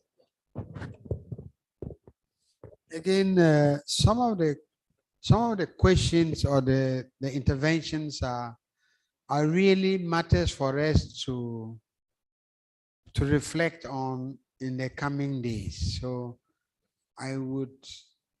it will be presumptuous of me to be able to answer the two big questions that Dr. Garuba put forward. But they are really important questions. I can offer you a bit of my reflection, but it's a question for us all, because we are here, as we said, for 3 reasons. One, so we can each share some views and better understanding. The second, so we can take this inequality matter seriously collectively. And the third, so that we can work together in, changing public policy and practice for bringing about, for reducing inequality. So they are at the heart of your question. If you ask me, so let me start from the last coming back. If you ask me, who are we failing by allowing inequalities to explode and by being unable to manage our resources in such a way that it reduces poverty and inequality? I would say we're actually failing both. So inequality leaves a lot of people behind in terms of their basic quality of life and so on. That's why, that's why inequality is very important.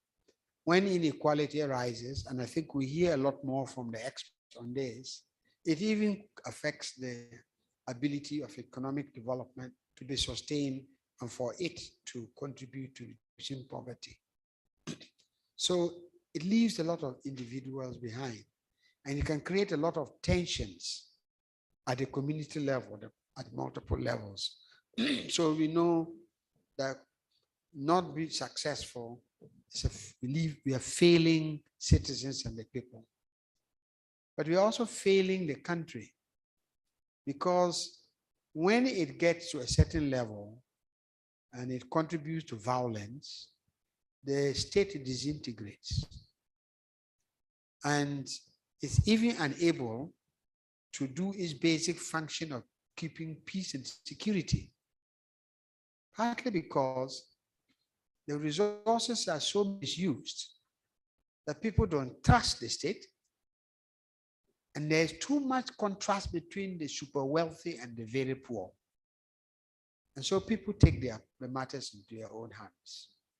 If that is the case, then we are failing our state. If you believe that a stable state or a functioning state is important for promoting development, then improving the quality of lives of all of us, then you don't want your state to disintegrate and fracture. You see what I mean? And so its ability to perform its functions as state deteriorates, and with it, everybody else's quality of life, and pushes us slower and slower towards a major crisis. So we can all have a conversation in which is worse and more than the other, and which comes before the other, but both happen. I mean, we want to address both, leaving the people behind, and the threat to the stability of the state itself. The question of the opportunities, and that was the point that was raised here. He approached the question of inequality as a lack of opportunities in a certain way, but I would like to take it up that yes, there is actually an element in which you say inequality is driven by the lack of equal opportunities. And we can address that partly through the fiscal policy of, say, expenditure, taxes, labor market, and so on. But I've seen a number of the papers that are also trying to address it in terms of how you use local content and the contribution to community development of any extractive firm, whether it is a forestry company or it's a mining company or it's an oil company, to contribute to community development, the structures you need to put in there. So I've seen that local content discussions also coming up. So that's another way of expanding opportunities going forward. But as I said, part of the reason for the conversation is all of us think about how do you actually expand opportunities and deal with these problems. Then the issue of gender and women's rights and so on. It is true. There's a lot we all have to think about, and that gender inequality in mining operations its impact, national or community. There are similarities across all our countries, and there are variations across all of our countries. And at the heart of it also is the point that you made, and I think the Ghanaian sister also made, or my Ghanaian daughter also made, which is that it's also about land.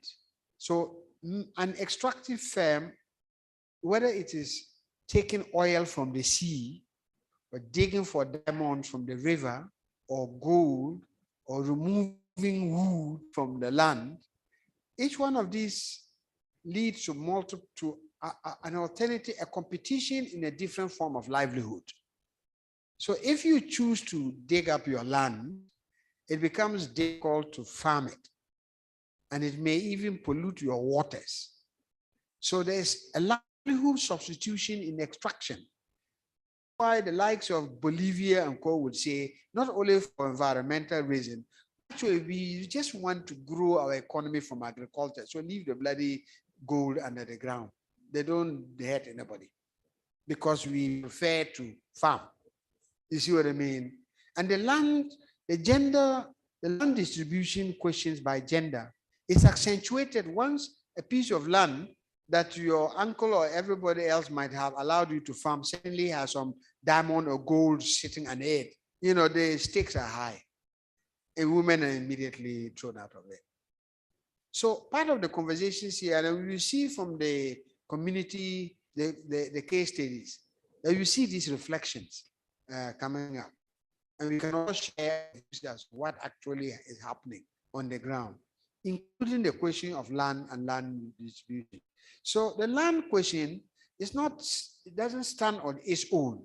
The land question is about who owns it once a certain wealth is declared. When it becomes forestry, national forestry, and you were eventually planning to farm it, forest protection, you don't have. If there is a piece of gold or some other mineral in it, the state takes responsibility for it and allocates it to all sorts of concessions, and they may not even tell you. No prior informed consent. And so the land ownership dynamics change completely. So that land appropriation is also very much tied to whether or not you are using agricultural paths to development or extraction. Northern Ghana has become one of the most, and we'll hear from that, one of the most unfortunate places to contemplate. Apparently now there's gold everywhere, so people's lands have been given out for exploratory concessions by the tens of thousands of hectares. They don't even know. Until one day they want to go to try and dig and say, somebody is coming to prospect. So the land question is complex in that way. Okay, I think I have tried to address this. Thanks. Okay. And I think the point about the discussion, widening the discussion behind well taken. Yeah. Bernard, what are you saying? One more point. Bernard came to whisper to me the question of why are the people who are meant to be here not here? So who we could influence, parliamentarians, politicians, and so on. Let me start by saying that at least here is a combination between civil society organizations and government officials. Let's don't underestimate our ability to influence public policy and practice, both as civil society and government public servants. That's the machinery of the state. So a good part of that solution also sits here. And I'm pleased that NDPC, at least in Ghana, and then we also try to reach out to a variety in the different locations in the natural resource sector, both government and civil society. So we can make a change. One of the people from Sierra Leone couldn't come because they were involved in this mining law. You see what I mean? If he was here, you couldn't say that he doesn't have an influence on how the mining policy is shaped. So we are here. There's a good lot of us are here, capable of making a change. But as to those who have not been able to come, it's not for want of being invited. So let's just leave it as that. It's just our work is cut out. It doesn't end with this conference. It actually continues in the type of engagements that we establish. And that's an ongoing process. Thank you very much, Charles. And I will also add something to why I think we are here. We are here, even though it's like we are preaching to the converted, we are here because we need the evidence to back the claims that we make and to support the choices that we propose. There are a number of technocrats in this room. They will be fallen on for policy options. Which of these makes sense and why? Where is the evidence? We are here also because there are lessons to be learned from our different experiences, so that as we share strategies, as we synergize, we are able to enrich the quality of our contribution. So I'm following up on Charles's point that we shouldn't underestimate the capacity that we could have on effecting change. I think that in all of this, the people, as Charles said, we did extend our invitation, but the people that maybe we didn't harass enough were the parliamentarians. But then it will be a lesson learned from here as to how to target them and what to feed them with and what they should look out for.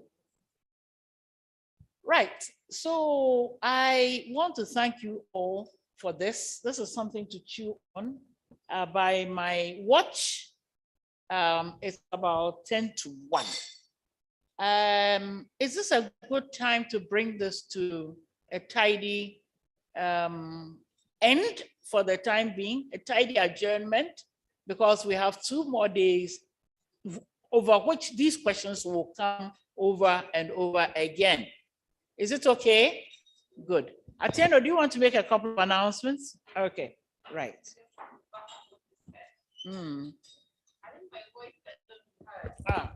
So we are pleading, we're breaking a little earlier than 1 o'clock. We need to be back at 2 on the dot because the 2 speakers coming.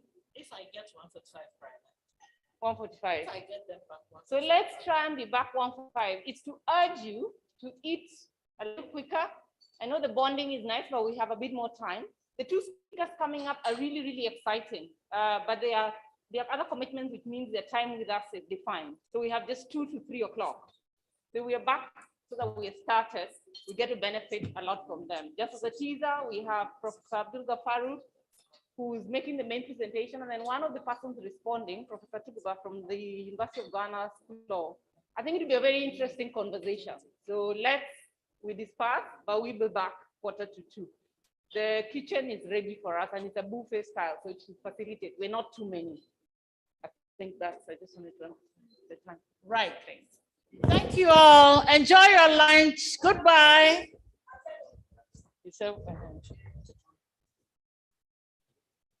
Okay. Oh, all right. So what did I do?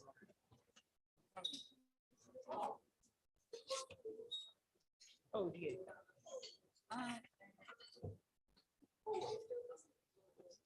Nice tomorrow.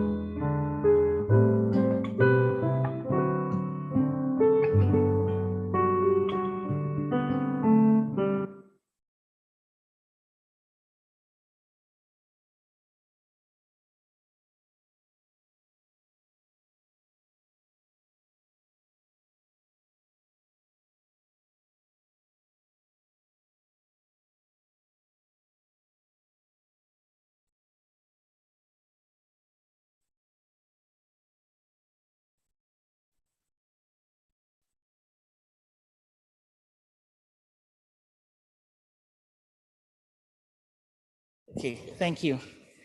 Right. This afternoon, we are in for a treat, a delight, because we are coming to talk about the political economy of extractivism and inequalities. To manage this session, it is a distinct pleasure to introduce the chair, Honorable Dr. Engineer Janet Adeyemi. She is here in her capacity as a national president of Women in Mining, but she comes to this position with lots of sterling qualities. Has had a broad-based educational background, first degree in geology, second in engineering, and a third degree in political science. And indeed, as an inspiration to some of us, she's pursuing another PhD in mining and governance. And Honorable Dr. Adeyemi has had public and private sector work experience. In addition to what she's doing, she has her own consulting firm working in mining and geosciences. Lots of advocacy under her belt, as you can see from the submissions she was making in the morning. The proof of the pudding is always the eating. So I have the pleasure to give you the chair, Honorable Dr. Engineer Janet Adeyemi. Madam, your audience and your floor. Once again, I want to say thank you, Ma, and I stand on all existing protocols that has been earlier established. The second session, I'm sure we've had a wonderful lunch. I enjoyed my beans, the Ghanaian beans. I don't know what you took, but if you come to Ghana and you miss the Ghanaian beans, just try it tomorrow. You will always look for it. This session is on political economy of extractivism and inequalities. And here we have two distinguished sons and scholars who will dissect this topic for us. So we need to wait patiently. And please, I want to indulge that we give them time to discharge all they have to do, because when you are busy, they have other engagements. And I know Prof will be stepping out very soon. The first person to introduce is Professor Raymond A. Atuba, who is currently the Dean of the University of Ghana School of Law, where he taught since 2000. Nobody in this session better than him. And Professor Atuba is a man of many parts. He's worked in the highest office you can think of in the land, advising a president and being part of those that cook up the law. You know, one thing is for Parliament to pass it, and we know African leaders, they can decide to withdraw consent or give consent. So he has to dot the I's and cross the T's, isn't it? And so we are lucky to have him here. And the second person is I'm yet to see him, but he's Professor Abdul Gafaru Abdullah. He's an associate professor of public administration of the University of Ghana Business School. Like I said, the topic is on political economy of extractivism and inequalities. We listened carefully to the session in the morning talking on mineral resources. And I know that we all know that mineral resources are so essential to the global economy. And there's no escapism from it, because it's becoming very important for us to know the role mineral resources will play in the years to come. In fact, by 2050, we are told that the demands will triple whatever we've seen. And when you juxtapose that with what we know of what the population, if Nigeria alone is estimated to grow into 300 million, then you will now know what the population of Africa must be. So this is, Professor Gaba capped it up with a question in the afternoon. Where should we focus? Country, or I will now expand it to say continent, or the people? So today is very important for us to hear from the sources mouth. So I give it to you, sir. Okay. This one, sir.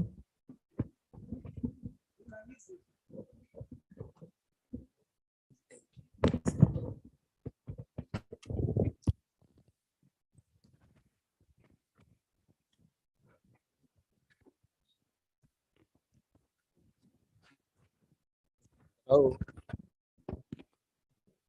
Hello, good afternoon, everyone. And welcome to this session on the political economy of natural resource governance and inequalities. Can you please put, okay, thanks.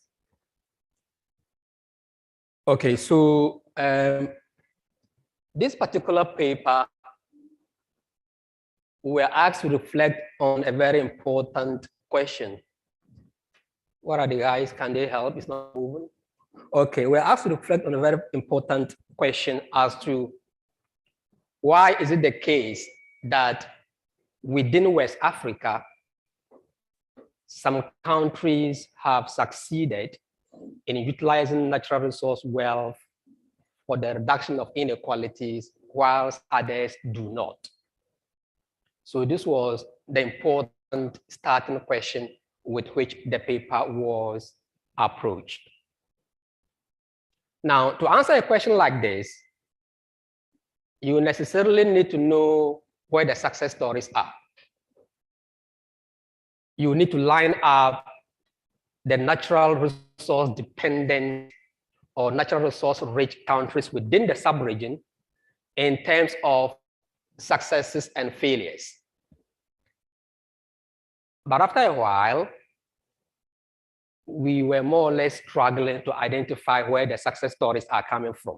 So if you are here and you know in your country, you've succeeded in utilizing natural resource wealth in ways that have contributed to promoting inclusive, equitable development, please, you should kindly let us know so that we make sure that we capture the story to get a sense of how your country has succeeded in doing that. I mean, the key point that I'm making is this, that even if you go beyond outside of West Africa to look at the entire the entire African continent, success stories are very difficult to identify. You would often occasionally hear of a country like, say, Botswana, probably the only one that scholars and policymakers would often refer to. But the theme we are dealing with here is actually different. Botswana has often been touted as a success story because it succeeded in escaping the natural resource curse.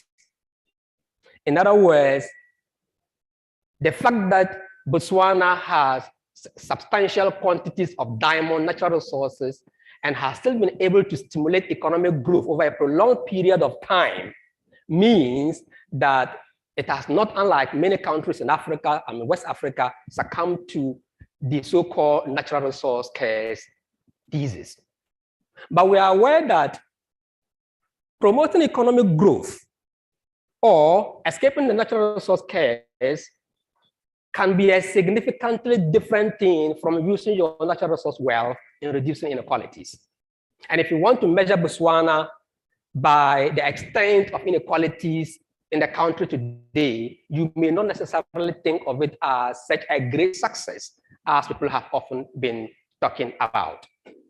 Because growth and inequality, even growth and poverty on the one hand, or our growth on the one hand and poverty and inequality on the other are two very distinct phenomena. I mean, that's why in many countries, that is often the case where you see poverty levels reducing, but inequalities are actually remaining persistent or in some cases even get worse.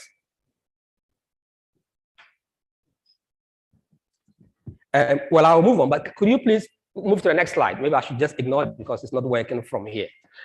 So in the context of this struggle to find out what the success stories are so that you use them as case studies to be able to examine and understand how these countries manage to do it, we focus on three broad questions.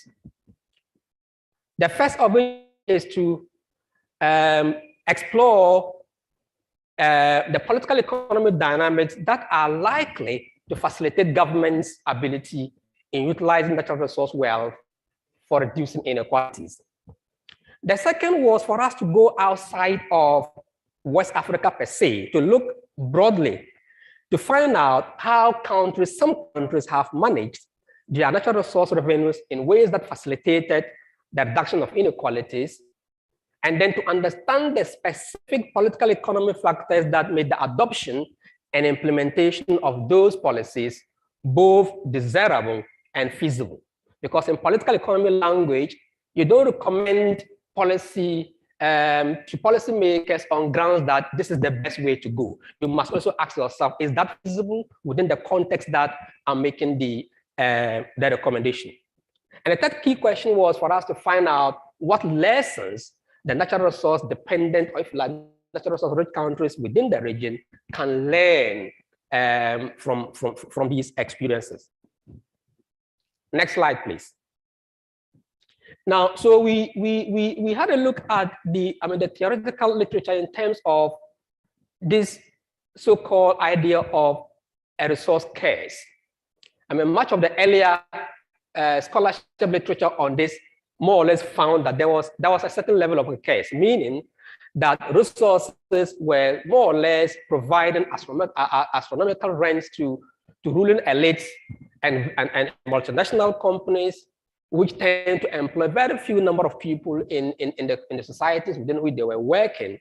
And these resources were hardly translating into improved well-being for the masses. So for much of the discussion on this topic, there was a concern that there appeared to be something inherent about natural resource wealth, that once you had it, you were bound to be cursed in a way that you wouldn't actually be able to reap sufficient benefits from these resources. But with time, this kind of theory became significantly challenged. I'm arguing that there is really nothing inherently bad about having a natural resource. In other words, the relationship between natural resources and development outcomes is actually mediated by a whole lot of factors. And that is why you can have two countries with similar level of resource endowments. One is growing, reducing poverty and reducing inequality, and the other is struggling. So what that tells us is that there is a certain, there are some specific causal mechanisms at play that we need to be looking at. And one of the key causal mechanisms that is often highlighted in the literature is about the institutions, or the quality of institutions, and particularly political institutions. So for example, whether there are enough accountability mechanisms that would enable citizens to hold political office holders responsible, accountable for the manner in which they were utilizing natural resources and so on. So some would argue that in fact, whether natural resources lead to a curse or otherwise depend on your level of democratic consolidation. Very recent studies claim that if the level of a democracy of a country is high, the natural resources have the ability to lower inequality. Next slide, please. But this kind of thinking has been more or less because empirical evidence is very clear that the impact of institutions on development outcomes is not deterministic. In other words, you can have the same type of institutions in country A, and you can have in countries A and B, and yet development trajectories in country A and B are taking very divergent paths. What it means is that it is not simply about having the right type of institutions, meaning that there is no clear relationship between even regime types and the performance of natural resource rich countries in terms of their developmental records. And literature is very clear that even some non-democratic countries have actually done much better in managing their resources than so-called democracies.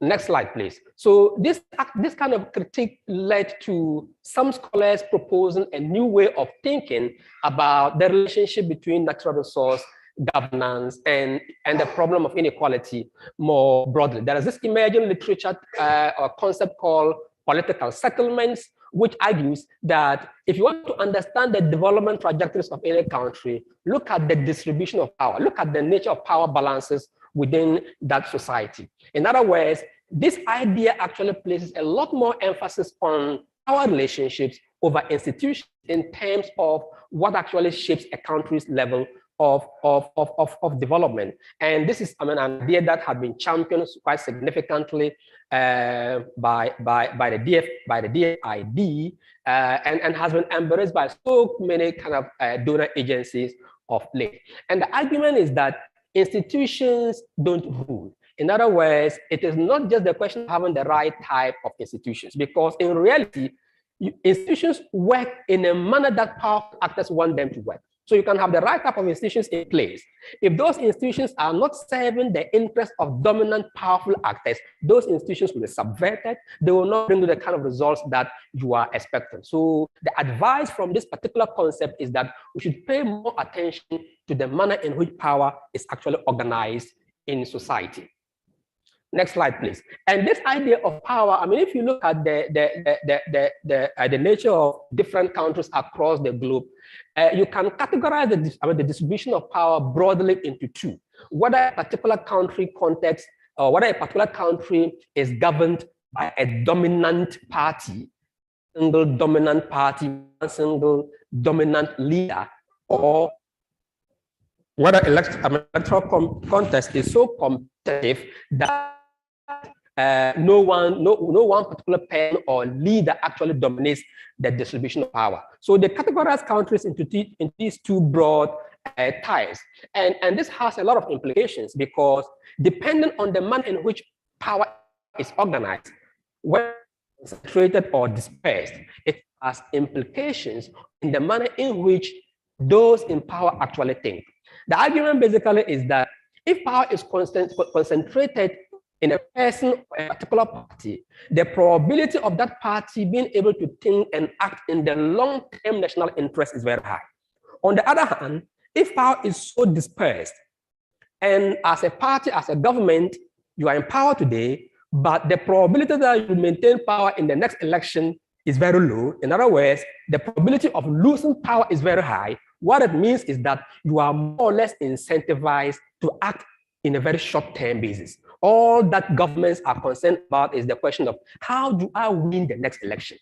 And if you are so preoccupied about the maintenance of power, how you win the next election, and how you are able to maintain power within the next 4 years, what it means is that you are likely to compromise certain long-term development, certain long-term investments that have implications on your country's long-term development. And this is one country that why many African countries, according to this literature, have been actually struggling to structurally transform their economies, because structural transformation actually requires long-term thinking. But the reality is that as rational actors, you are only to think and act long-term only when you are very convinced that you will stay in power long enough to benefit from the results of long-term investments. So this is what the theoretical literature actually kind of says. And I want to illustrate this. So in the paper, we try to illustrate this argument by looking at 3 country case studies. We actually went outside of West Africa. So we looked at the cases of Botswana, Nigeria, and Ghana. But for the purpose of this presentation, I want to just focus on Ghana and do some basic illustrations for us to have an understanding of how the translation. Can you please move to the Ghana case study, please? Okay, thanks very much. So this is the story about Ghana in terms of how the distribution of power between 2 dominant political parties has changed over time.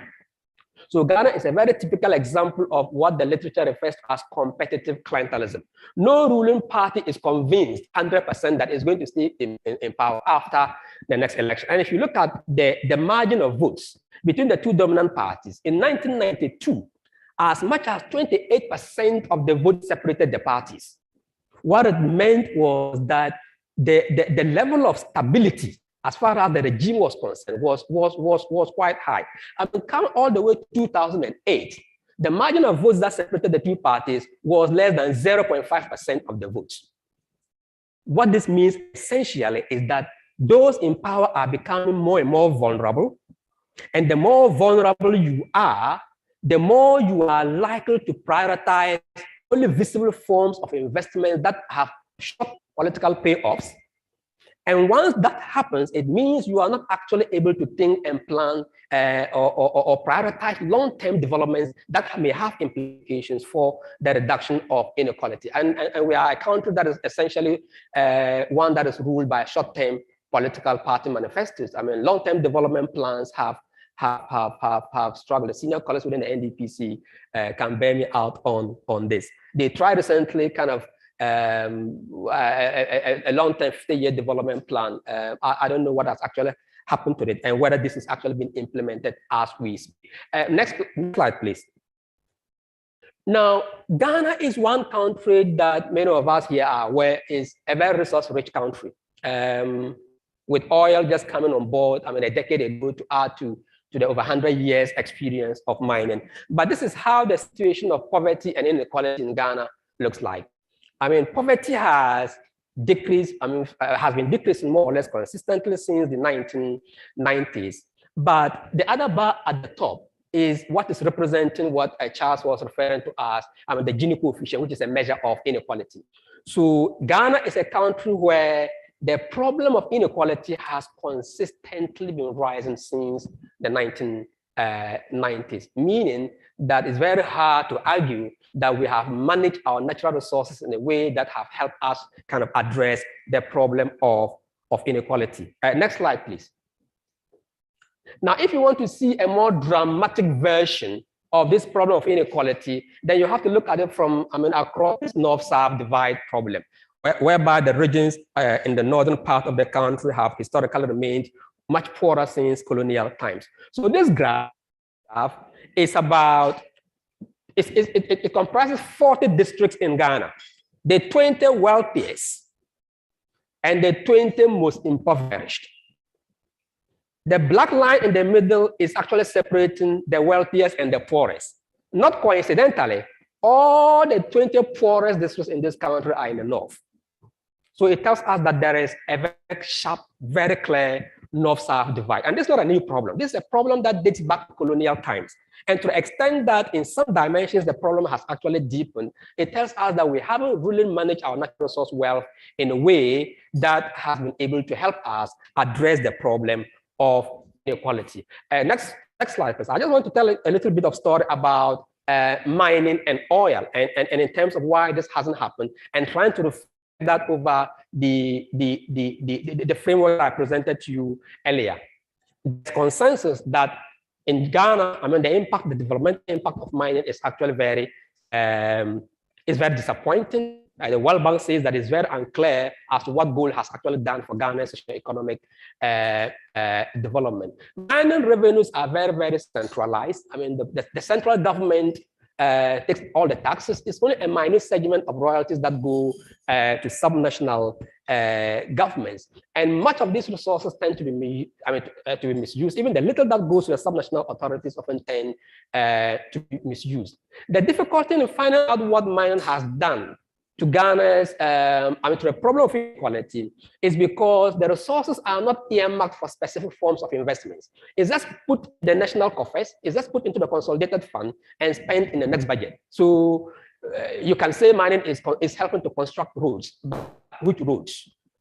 Which particular roads? You can claim that mining has helped us build schools, but which particular, you can't tell because the monies or the resources are managed in a way that is very difficult to trace what mining has actually been doing. The sector that actually holds the greatest promise for addressing the problem of poverty and inequality is the artisanal and small-scale mining sector. But this has historically been neglected. In most cases, these are presented in very negative terms in terms of their damage to the environment. And historically, most states or governments have actually prioritized large-scale mining at the expense of the small-scale mining sector. And even though there have been efforts to, attempts to regularize the sector, this has struggled quite for a long time, large part because of a significant level of politicization of the whole process. Next slide, please.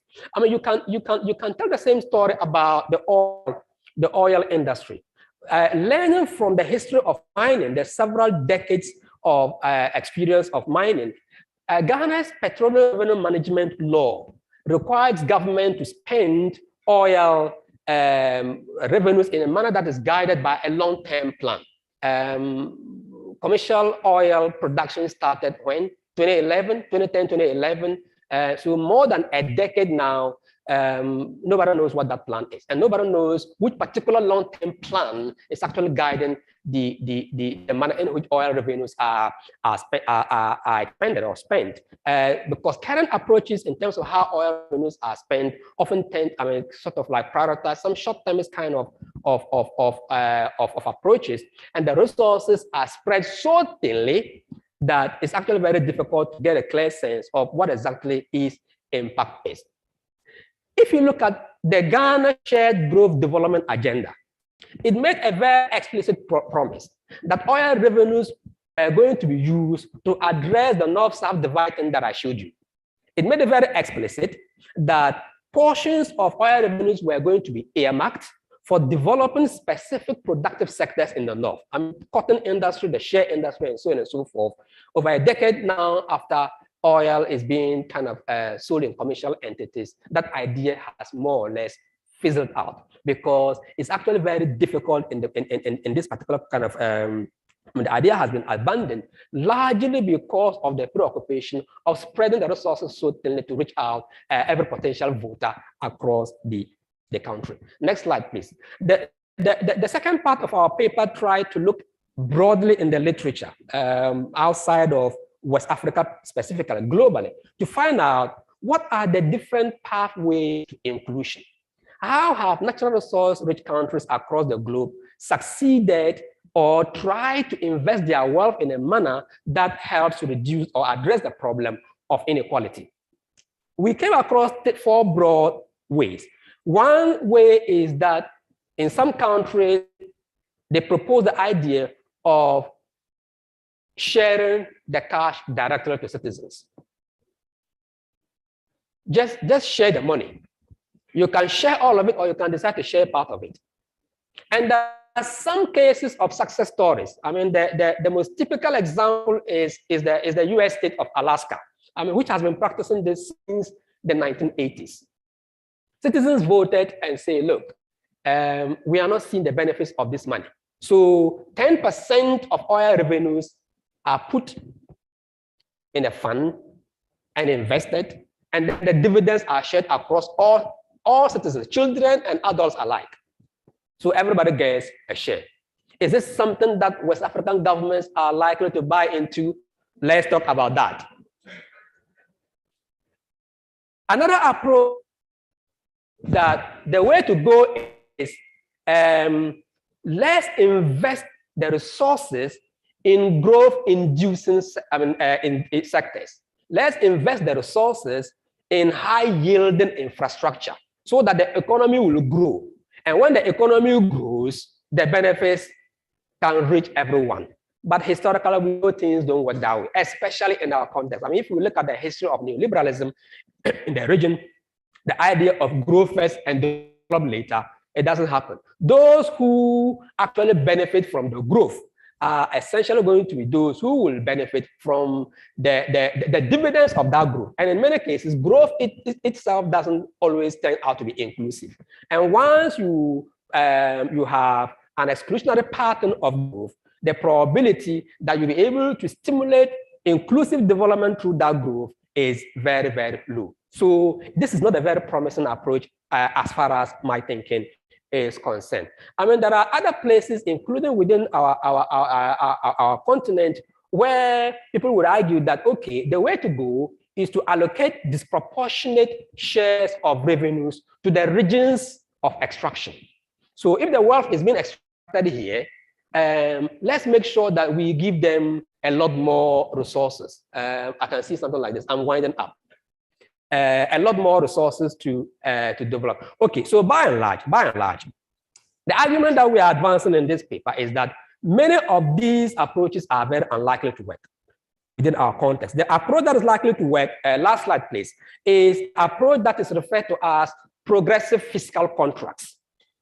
Let's find a way of incentivizing our governments, getting our national governments, and civil society has a lot of work to do in this respect, to earmark specific portions of natural resource wealth for investing in human capital development, universal social protection, for investment in health, in education, and so on. And there are so many reasons why this is likely to work.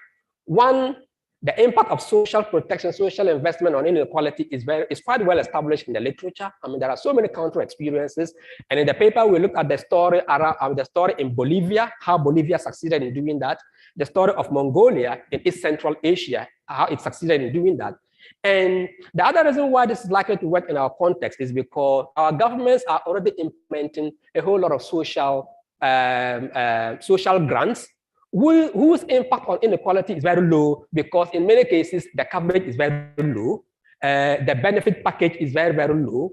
I mean, if you just reflect over the social protection packages that are being implemented across the sub-region.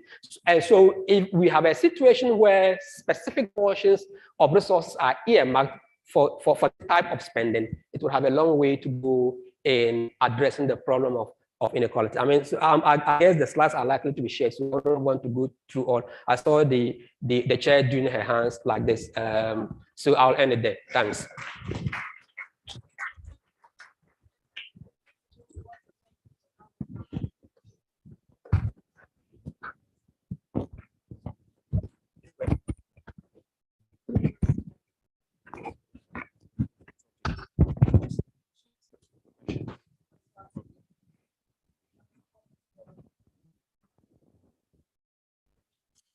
Hello?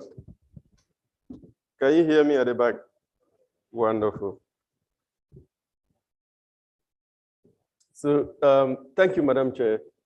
And thank you, my brother Gafaru, for such a well-researched paper. And thank you, all of you, for not going back to your rooms after the Wachi and Gary photo, but coming back here to join the session and to listen. So aside teaching at the university, I also work with Law and Development Associates, which has been doing work on natural resources for a really long time. I'm sure that's why my brother Charles bullied me to come here today and to present. You know, in Africa, if your big brother gives you, he's the one coming in. If your big brother gives you an order and you don't obey, they'll summon you before the village elders, and then you have to pay a fine, either a goat or a sheep, if you're not lucky, a cow. So, you know, Ghana is hard nowadays. I don't want to be fined. So here am I. Madam Chair, 3 quick points in response to the paper by my brother Gafaru. The first point, which I think Dr. Chiche, I don't know if that's the name, made this morning. Yes, she's seated at the back, is that we inherited at independence for our African states a legacy of exploiting our natural resources. And we actually say it very proudly that we exploit our natural resources. Exploitation means exactly what it is. Who here wants to be exploited? And yet, we are exploiting our natural resources. And we are giving the resources out to others to exploit. And we are happy about it. Exploitation is a horrible thing. And as long as we retain a policy for exploiting our natural resources, we should forget about much good coming out of it. It's really simple logic. You can exploit something and expect that thing to be good. When I teach law and development to law students, you know, the only way you can get a law student to pay attention is to use case law. If you talk about data and all those things, they'll just look at you and think you're talking politics. So I normally use a case, 2 cases decided, one in 1882 and another one decided in 1934. There were cases between the chief of Winneba. Winneba is a fishing community down the way to Cape Coast. Between the chief of Winneba and the colonial government.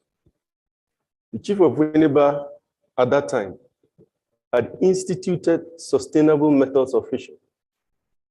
He banned certain fishing nets, including the alley net and 2 other nets. He banned fishing on certain days. All the principles he established and instituted are what we are now trying to do in the Sustainable Development Goals. In 1882.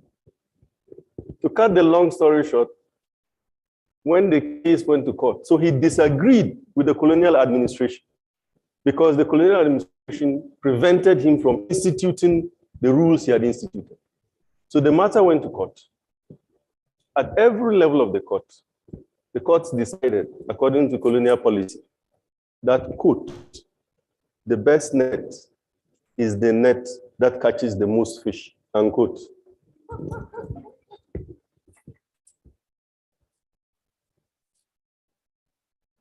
And today they tell us that they are teaching us what?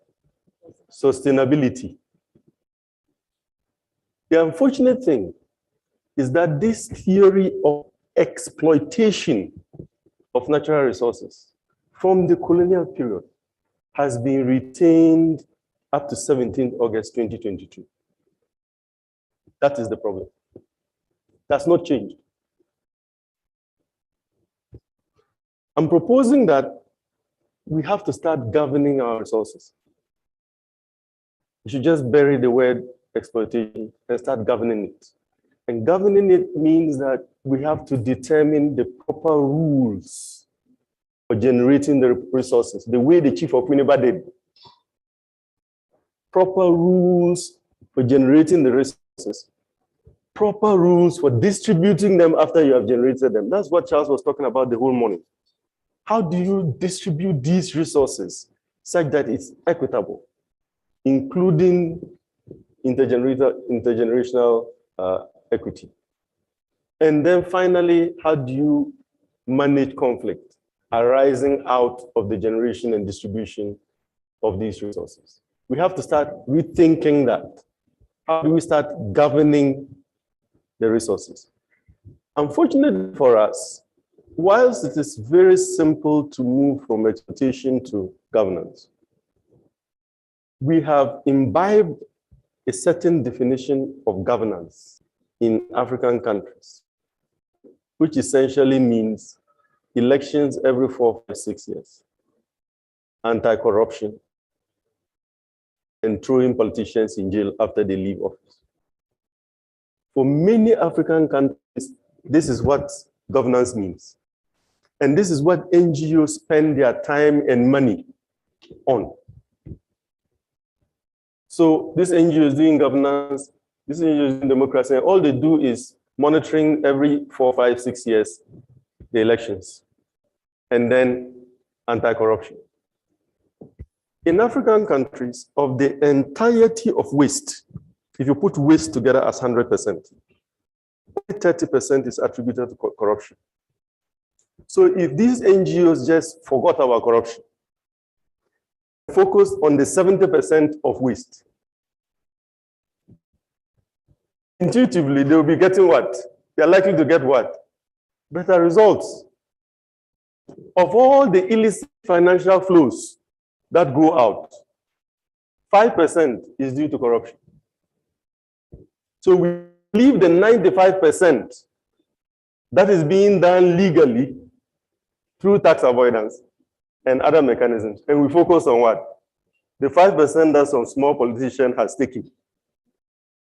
95% of which goes to pay hospital bills and school fees in the village. That's what we focus on. So there has to be a complete reorientation of our conception of how we exploit or govern the natural resources, and also how we allow the governance of natural resources to be taken over by the private sector, whilst we are busy chasing little politicians for 100,000 naira they have taken.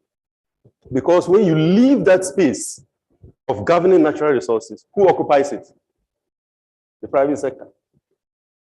When you have a bill on mining in Nigeria, The real people determining what goes into that law are not civil society organizations. They are multinational companies. And if you look at flight manifest, the number of experts they fly in from all over the world at the time the bill is being debated, and the millions of dollars they spend on it, you realize that they are the real people who are determining the governance of natural resources and not us. That brings me to my second point. Because that space of governing natural resources has been taken over by the private sector, the private for-profit sector, they now institute rules which we must now obey. The first rule they have instituted is that although they are your resources, these resources belong to Nigerians. You only own them formally, but real ownership will be where? In us. That's rule number one. Rule number two. After we have disrupted your traditional and sustainable mechanisms for resource extraction and governance, remember the Chief of Winneba. After we have destroyed all those, including sustainable systems of mining, we will now substitute for it exploitative, unsustainable, and expensive mechanisms for doing the same thing. Rule number three, we will pass the huge costs of this to you. We have developed the expensive, useless mechanism, but we're going to pass it to who? You to pay for. If we pass it to you to pay for, it means we have to take that out of what? As expenses. That is what will now leave you with 5 to 13% of every natural resource thing. I'm just using Ghana. Ghana, they say the gold, we get about 5%. I'm going to that. And then the oil, they say we get 13. But in fact, the oil is what? 10 now. And like Charles said, that 5% that they say we get from the gold is actually negative, because it doesn't take account of the cleanup, the cost of cleanup after the operation. So after getting the 5%, by the time you clean up, you treat all the people who were poisoned by cyanide, you treat all the people with the funny skin rashes in Obuasi and Takwa, you deal with the environmental degradation, you are going to negative 25. And this is where I have the question for my brother Jafaru. My brother said that we should earmark some of the natural resources revenue for spending on social protection, human capital, and various kinds of labor-intensive expenditure. The truth is that you can't earmark a portion of negative 25%. It's not possible.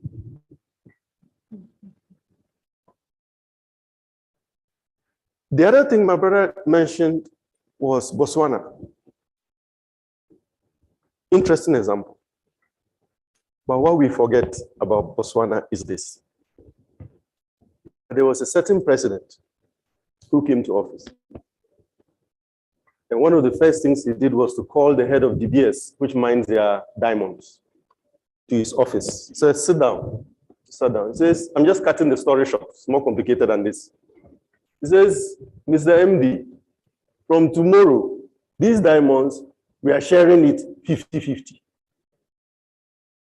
He said, what? Yes, Mr. President, let me go and think about it. He goes back, calls his financial analyst.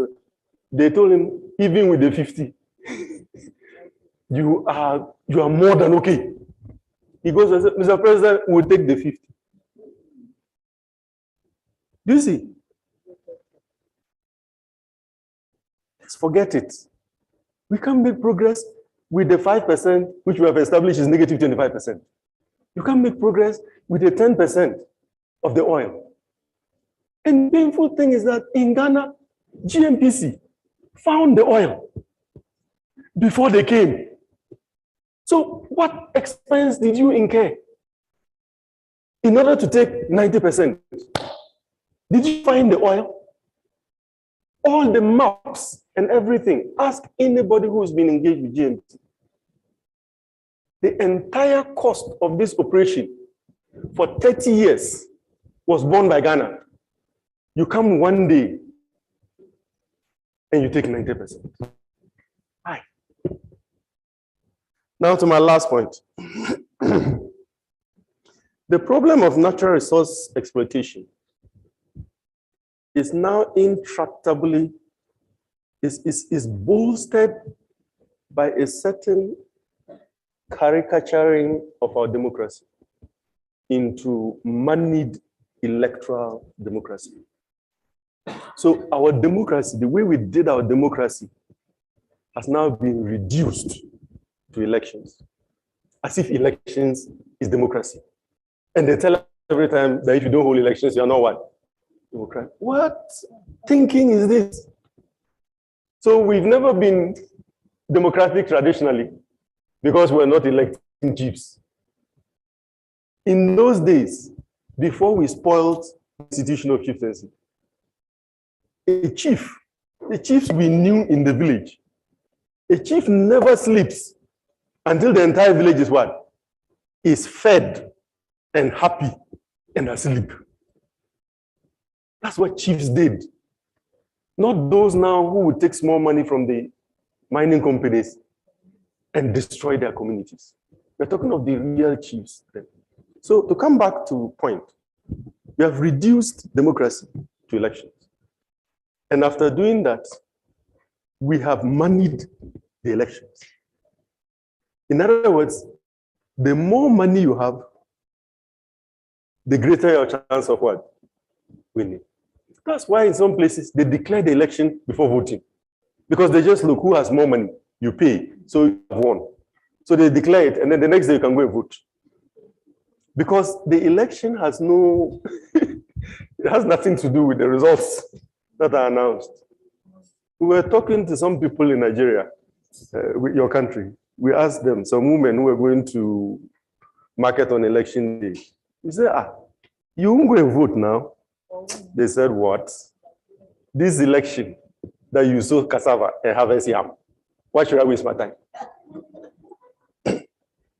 So that's the kind of thing that we now call democracy. And because the election is moneyed, we now have investors who invest in 100% of the viable candidates. And then they'll determine which one is more viable and invest more. But because they invest in 100% of the viable candidates, no matter how it turns out, they're in the game. And the day of the election, they don't wait to. Look at every person who has won a presidential race in Africa. And look at the people going to his house the next day. And find out who they are. They are either NMCs or local collaborators of what? NMCs. And they're going with 3 messages. Congratulations, Mr. President. The oil rig that we talked about. That's number 2. Number 3, when can we get it? That's all. Simple conversation. So the investors will now control whoever is manning the state and determine policy. And that determination of policy is not for equitable distribution of natural resources. It's for a capture of the natural resources for the benefit of a small cabal. Just let me stop here before I talk too much. So let me end here. So the 3 points I'm trying to make are these. 1,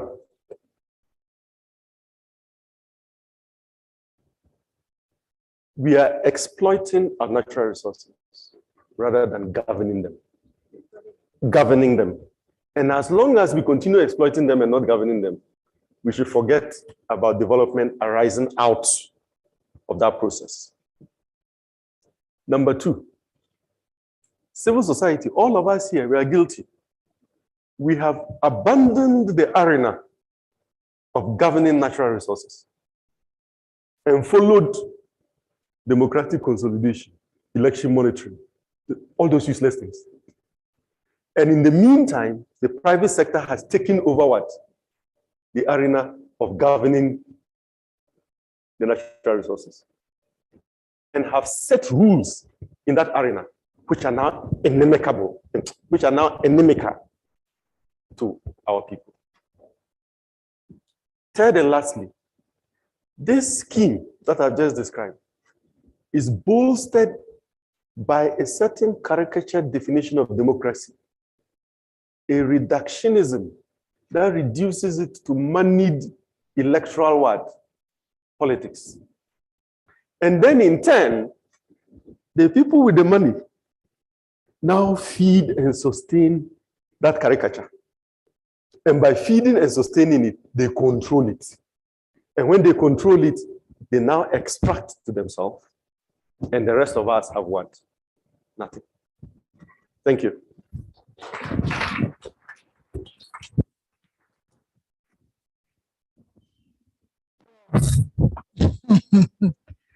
Thank you. I wish we all recorded this individually and we keep playing it over and over and over. And I don't know, maybe it's recorded, honestly, so that maybe when we hear over and over and over, it will have impacts on us. I've not been this touched in the last few months, hearing the way you made the submission and drew up, a position from the presentation. The presentation is so clear, and I think the way the paper is construed, I think because of the significance of the paper, a presentation was made and somebody extracted the paper into details. The summary is just what I want to reiterate again for us to hear. The summary is pure and simple. The first presenter, concluded by coming up with some inclusion strategies. But we know in Africa that it is not feasible. But it will be good to hear our various opinions and then for people to ask questions. Even the various growth inclusion strategies in Nigeria is not working. Again, I'll use my own country. I don't want to talk about crediting individual, because when we say credit individual, during lockdown, we had a magic in Nigeria. Because I've never seen a billion, I don't know what it looks like. But I imagine what it will take to distribute 5 billion cash in maybe a day. We had somebody who said she was able to distribute 5 billion naira. I hope I'm saying the right thing, Dr. Gaba. 5 billion naira within a space of, is it 2 days or 3 days? And she distributed across the country in the midst of lockdown. So we all know what it translates to. So putting cash in individual pocket, and if you have received the cash, you have been able to say you received cash. Each state government was saying, we didn't see cash. The people were saying they didn't see cash. So maybe the cash we are giving to ghosts, only God knows. So that one I wouldn't be able to talk about. And then infrastructural development is a key thing to growth. So how and what to do is what we should just look at coming from the conclusion. Because all the corruption has eaten so deep. And so I think it has become a diversionary thing from the presentation Prof made. We all keep chasing corruption and the corruption never ceases. And every day you open the papers, you see 100 billion has been taken, 2 billion. So you don't even know maybe it's true that money is being taken or they're just setting agenda. Just like Trump was busy set agenda for CNN throughout his tenure. So maybe that's what they did, setting agenda, for journalists to be, and CSOs to have something to talk about. But from the submission, which is critical, that is that's Professor Atuba's presentation, exploiting rather than governing them, exploiting resources, exploitation. And we know no amount of reclamation restores the thing back to the original position. There's a minister who came from South Africa some 16 years ago or so to Nigeria. We invited her then. And she used one phrase. She said, they took away our diamonds and their crowns on their head, but they left sorrow, pits, yet to be reclaimed in South Africa. And if you go to Nigeria today, you still have more than 1,000 pits. The director is there, so if I'm telling lies, he used to be the director in MEC, that are yet to be fully remediated, and children are dying every day. So that's an area to look at when you talk about exploitation. The second one, CSO abandoned the arena for the governing of natural resources. And we are galvanized, to each other, following democracy all over the place. And I think today we should do a rethink and maybe come up with a strategy in the course of where we set an agenda, and then we keep on tracking this agenda to see how we are doing in different countries. Again, it will be subject to our discussion here. And the third one, that's the democratic process itself, where you have some smart hand-carrying portfolio foreigners.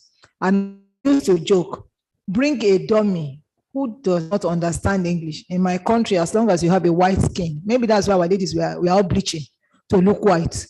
You understand? As long as you have that white skin and you can put on a tie, you don't even have to be able to talk, just be nodding your head like an agama lizard. And so when they are talking, you just be nodding, just let that guy be nodding your head. They will dance and gyrate in that direction and abandon you, the scholar, the one who lives in that environment, who is familiar with that environment, for that person as consultant. And that takes me to a World Bank consultant when they wanted to take the first World Bank loan in Ministry of Mines and Steel Development in Nigeria. And they brought this lady, an archaeologist, to come, Marina or something, I can't remember her name now, to be the lead consultant. And I was to work with her. And I said, no, I won't work with you. I won't work. And I quit that job. I said, no, I won't do it. What do you have that is better than what I have? And so I will do the work. And she knows not, and she was getting all the information. And today she has all those credentials because somebody else decided to work with her. So these are things we need to look at and discuss. Before they go, I want to ask people here, to react. You ask questions. The two of them are still here because I know they have other engagements, and we just plead with you to spend some 5-10 minutes with us because you have started a very sensitive subject, and let's see what we can do with it. So if you have questions to ask on the presentation, just signify by raising your hands. 1, 2. Number 1, my leader in cap. Can you, stand up and, can you give him the microphone? Or you can use mine to save time. Don't worry, I have it. Okay, yes, sir. I just want to ask one question. I'm asking this question because I was involved in some of the conversations that went on in Ghana when oil was discovered, and also how the rush to produce oil because we needed to carry over some, as part of the incentives that we had to push and ensure that we bring out the first barrel in November 2011. We didn't want the year to end so that we don't lose that opportunity. So the question I want to ask, and I also know these processes led to compilation of 30 books and materials and experiences of other countries, the visit to Norway on how to manage oil funds and several other things. And there was one lagging statement in all the conversations I was involved in. To start with, Ghana is my most widely traveled country. In fact, there were years in my days in CDD where I would do 3 times in Ghana a week. So what happens to this language then? We don't want to look like Nigeria. That informed all that rubbish.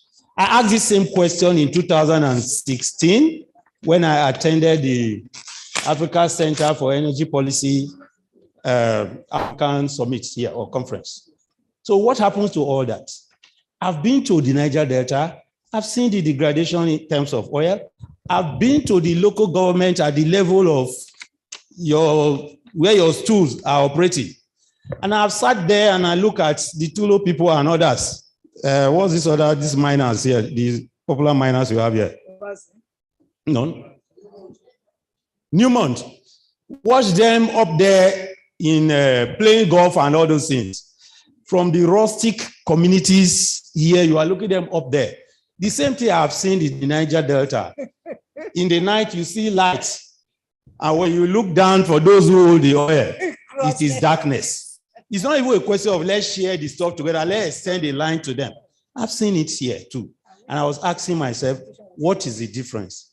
Except that some people are bold enough to tell their story in a very bad form, while others are not telling their story. That also make even the what you suffer is even much more. So what has happened to that story of we don't want to look like Nigeria? And that's also because you base your analysis on the Ghana case study. Thank you. Please, can I just interject? Prof is stepping out, so let's concentrate on his papers. If you have any paper to any question to direct to him, ask him now before he leaves.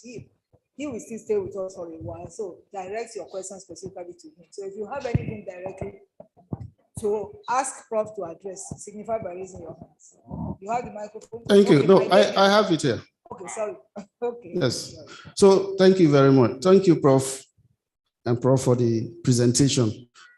You actually, tickled my brain because you, in many ways, put the whole natural resource governance within certain historical, context. And I think it's important because we are talking about today and tomorrow, but clearly speaking, a lot of things have passed under the bridge and many things have been set and established. And unless we start to rethink them and reverse them, we might not be able to get the future that you want. And that's easy for the issue of the colonial legacy that we have. The colonial legacy have led also to the kind of economic systems that we have, to the extent our countries are all now so very badly indebted. And so our countries and our governments actually now do not really rule our countries. They do not rule us. They actually following the prescriptions and principles and policies that are set that they have not contributed to. And so natural resource governance then fall within, a framework that is part of the that's part of the economic, management systems.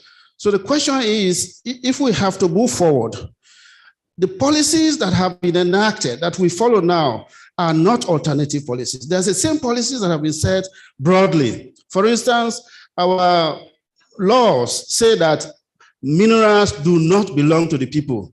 They are given to our states in trust.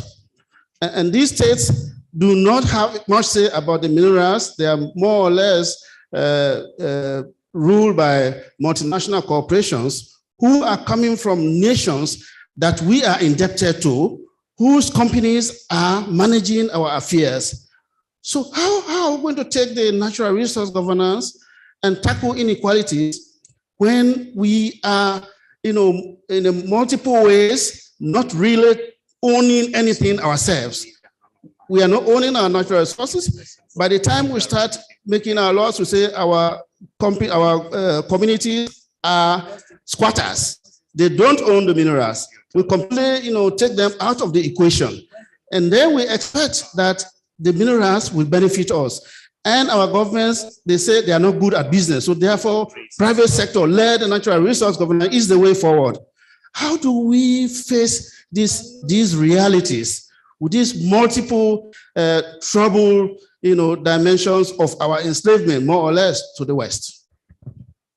Let's take one more question online so that Prof can reflect. Some people are online. Let's take one more question so that Prof will take those two together first. I doubt if we can react to all our answers because he has to step up.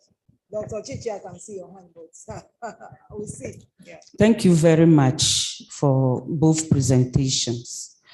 Prof. Raymond, I want to say that in those days when the youth were in an agitation mode, you would have really agitated us here. I felt like moving out and taking some action, but I asked myself, with what voice and strength do you have? And that takes me to asking who goes to the negotiation table? Who goes to the negotiating table? And as we are talking about inequality, it brings me to the issue of inclusivity. How inclusive are we in the negotiations that we take? Many times, these negotiations or getting to whoever has the power. It has to do with just politician. What then happens to all the technical people with the expertise? And I appreciate that you've taken us for us to reflect on some of this, but I was truly looking forward to what next. After all of these three big questions and reflections that we've been taken through, what next? And I'm hoping that at the end of this conference, we will look into what next, because as civil society organization, I'm truly guilty that we have really focused on the 30%, leaving the 70%, and we want to do something different. Thank you very much. Please permit us to take the online question. Please, you can go ahead. Okay, thank you very much. I just wanted to ask a quick question about the political settlement. Given what we have witnessed in Francophone West Africa, where the balance of power, essentially there was a rupture, the democracy, the liberal democracy project, electoral democracy, basically was essentially disrupted. So now that you have this attempt to not just have the military stepping in, but also not just concerns about security in the case of what we saw in Burkina Faso, but also general concerns about the natural resources were very much a part of those issues. What are we seeing as the possibilities that arise out of that? Because there's also a broader context, because you are negotiating with someone, renegotiating with someone, not just the corporate entities, but also the metropoles from which they come. And therefore, in one hand, there's the geopolitical shifts, the wider context that we're sitting in this moment. And it seems that there's an attempt to kind of reorient it towards Russia, China, if that actually presents possibilities of reshaping this political settlement, or if it's something that we need to continue to pursue within. What lessons are we learning and gleaning from the Francophone experience in this particular moment? Are there any possibilities that arise, or it's just more of the same? I also want to ask about the ways in which you did the analysis on because you said that natural resources are not inherently able to deepen inequalities, but I just want to find out what form of inequalities you're looking at. Is it income inequalities or other forms of inequalities that inform that analysis? Thank you.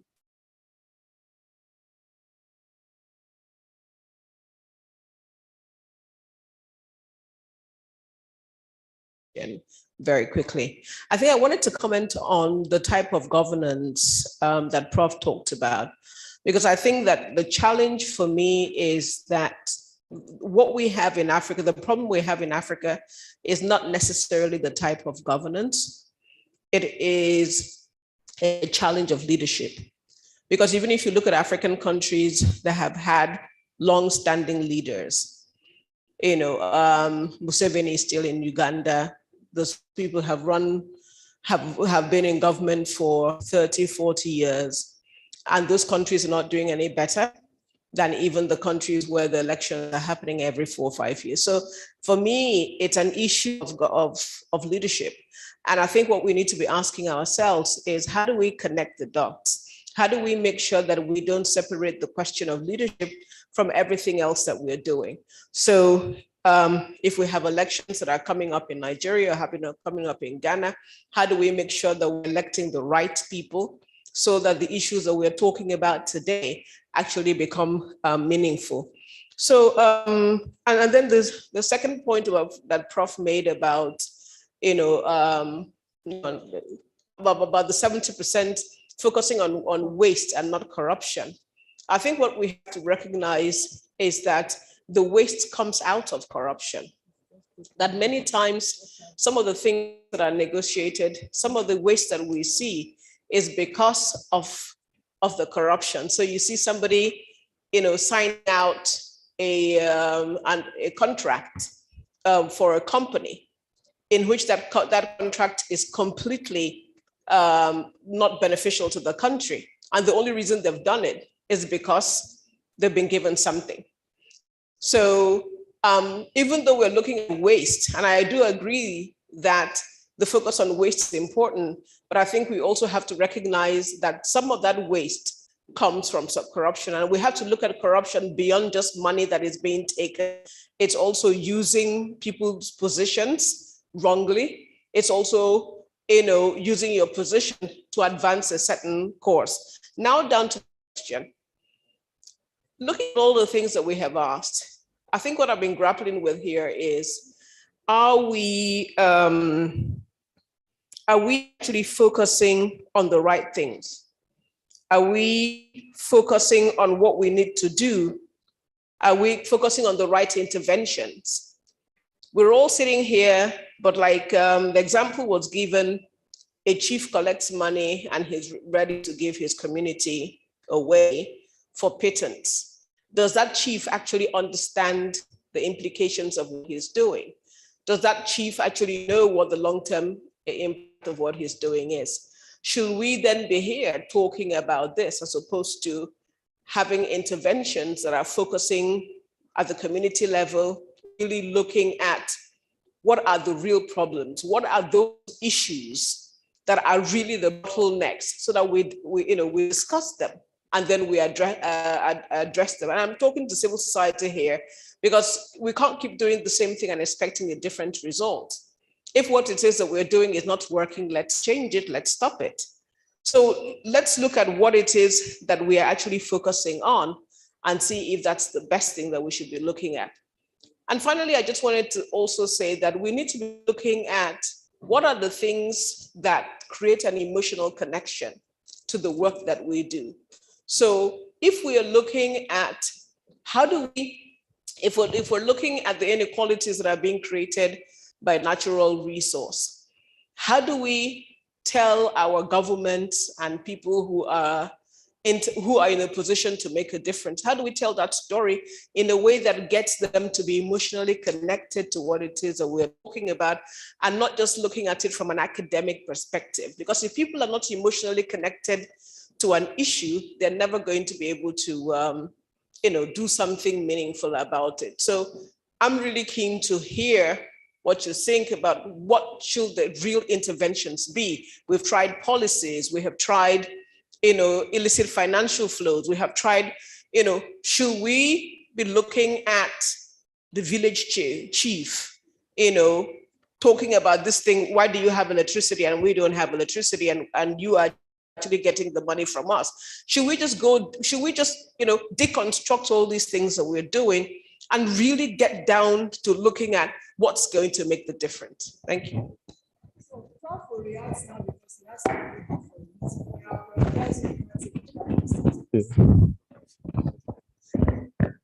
hello.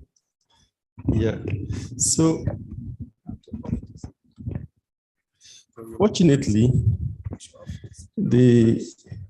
yes, I'll need to go, but fortunately, the question on what do we do next, who do we take to the negotiation table, and then the last question just asked on leadership, I think can be dealt with by one short story I want to tell you. It's a true story, by the way.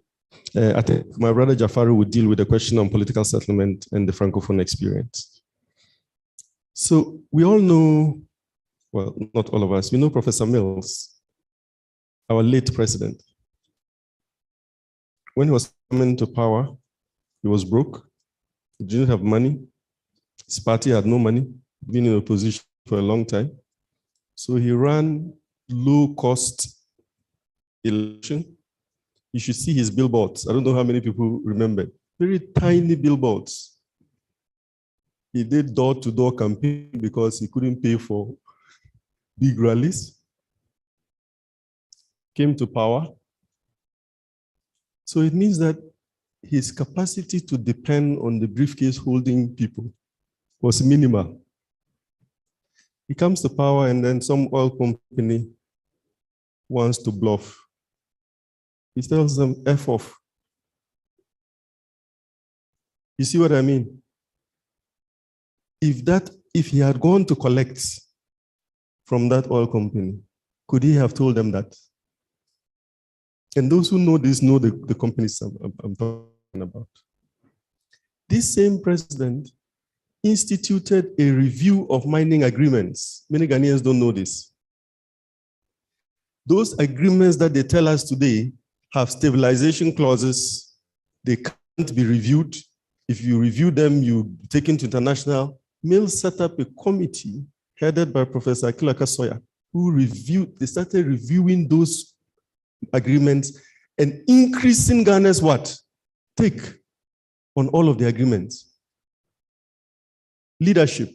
Could he have done this if they had come to him with briefcases during the election? I rest my case. Thank you.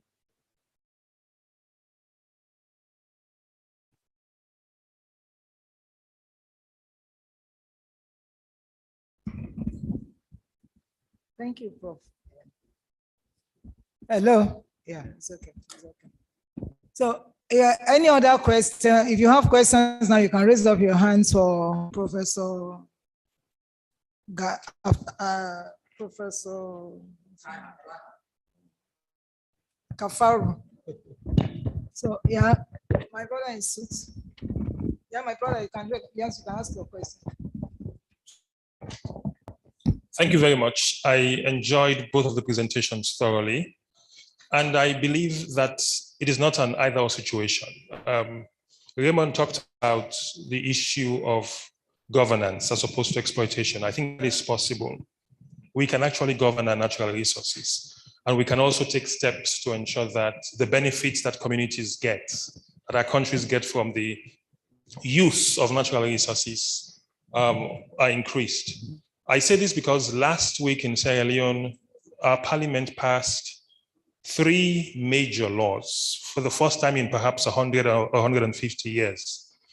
Communities will have the opportunity to determine whether a mining operation will happen on their land or not. That was not the case, and I don't think that's the case even in Ghana, because where everything that is under the ground that is of value is owned by the state and exploited ostensibly by the government in the interest of the state, the new law requires the free, prior, and informed consent of communities before any mining license will be issued. Now, that is major.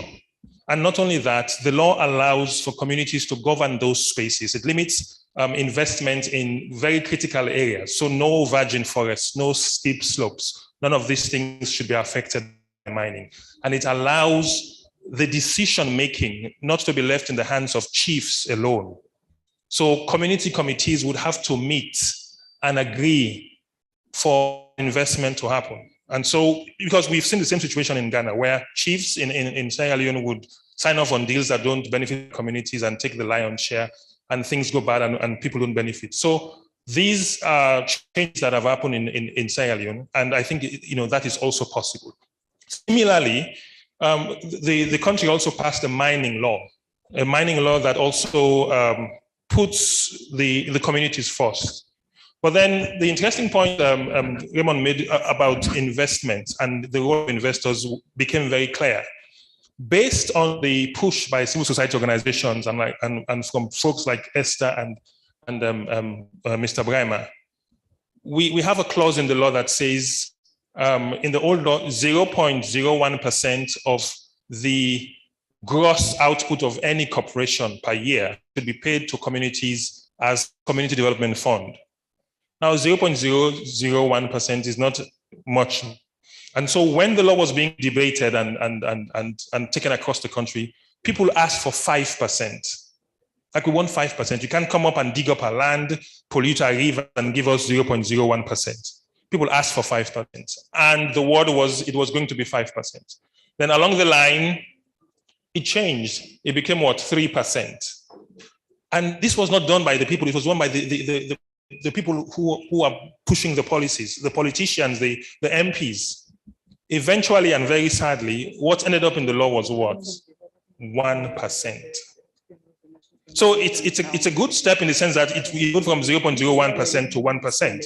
But it was clear that our worst enemies were not the multinationals, very directly. They were our politicians who refused to be budged. And if you make your law and you put in there, you have to give us 5% as community development.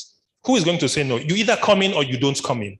And the one that wants to do work with, or do business with us would take on those obligations. So I think it's something we could do as countries, as ECOWAS. We can both govern our natural resources. And I think diffusing that is important. Removing power from individuals like the chief or the minister and taking it to the communities, I think would be a way to go in terms of enhancing governance of our natural resources. And also being deliberate about what we want from those resources. We've been suffering for a long time, and I think it's high time that we start taking back what we should be getting from these things. Otherwise, let's just leave them in the ground and not use them. Thank you very much.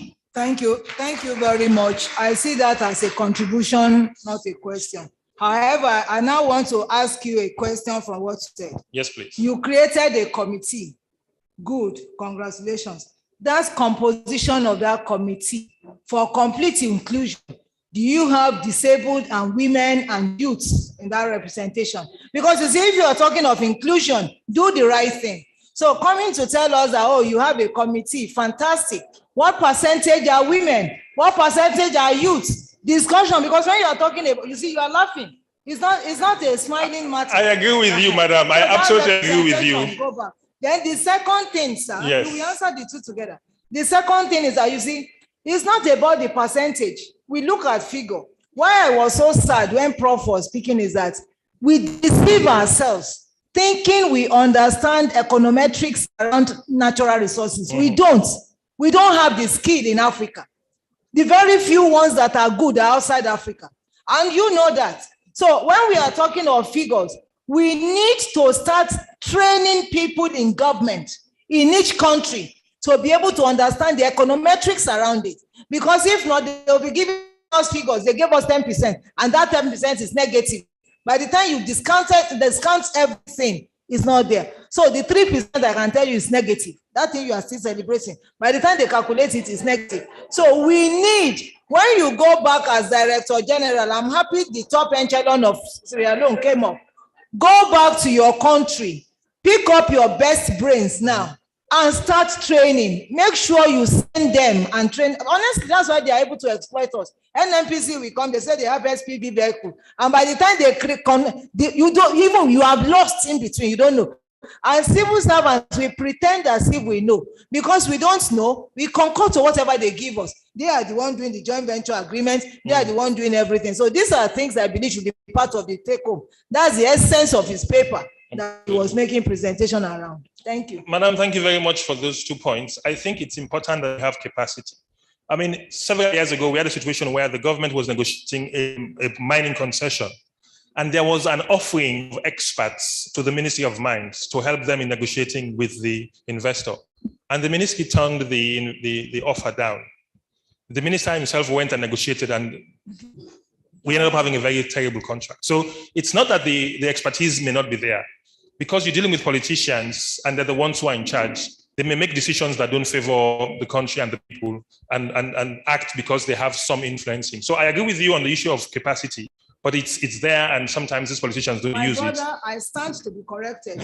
It was concluded in an international meeting in Niger that in Africa you have three expertise. You understand? The experts that are good in that field. And they are all residents, one in Canada, 2 in UAE. If we must do the right thing, agreed. Let's take it back home. That you have the fringes of it is different from being neck deep. That is why we are being exploited. You understand? I'm not saying I am. I don't know anything about it, but let's look for. It could be expensive. Pay them for their services and get the right thing out of them. You have diamond now. Somebody will get your diamond and give you poverty. I agree with you. And then on the last point you made, those committees are actually diverse. So there is a requirement of at least 30% women. And it also comprises not just landowners, but also land users. Yeah, 30% women. So go back to our country.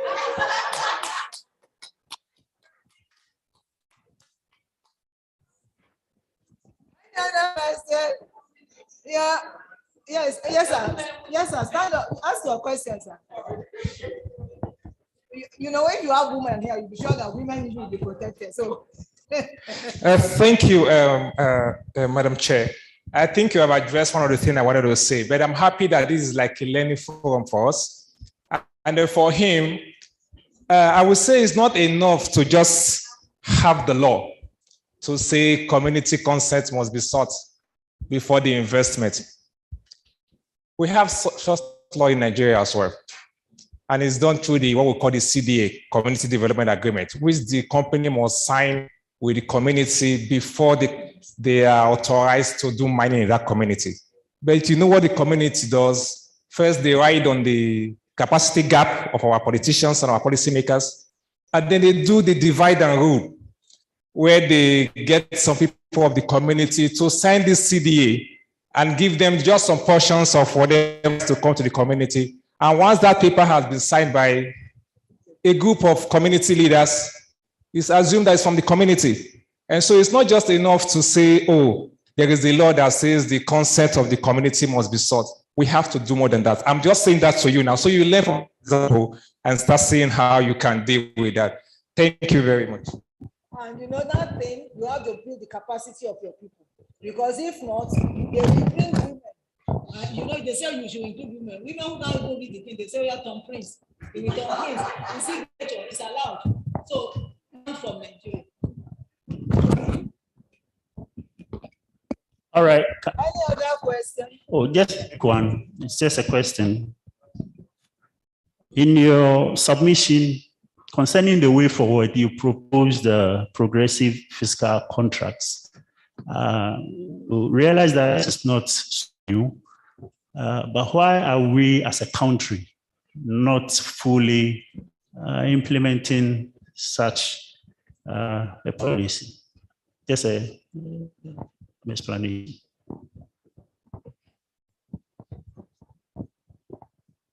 Yeah, thank you very much. My name is Sememokun. I also want to ask on the pathway of inclusion. Prof, even when you highlighted the different pathways for inclusion, you didn't quite tell us which one is more effective. I know in the Niger Delta, they have different levels of intervention to promote inclusion. Even when we have the 13% derivation, people are still excluded because community members do not know how much is given to states for the 13% derivation and also what governors are doing with it.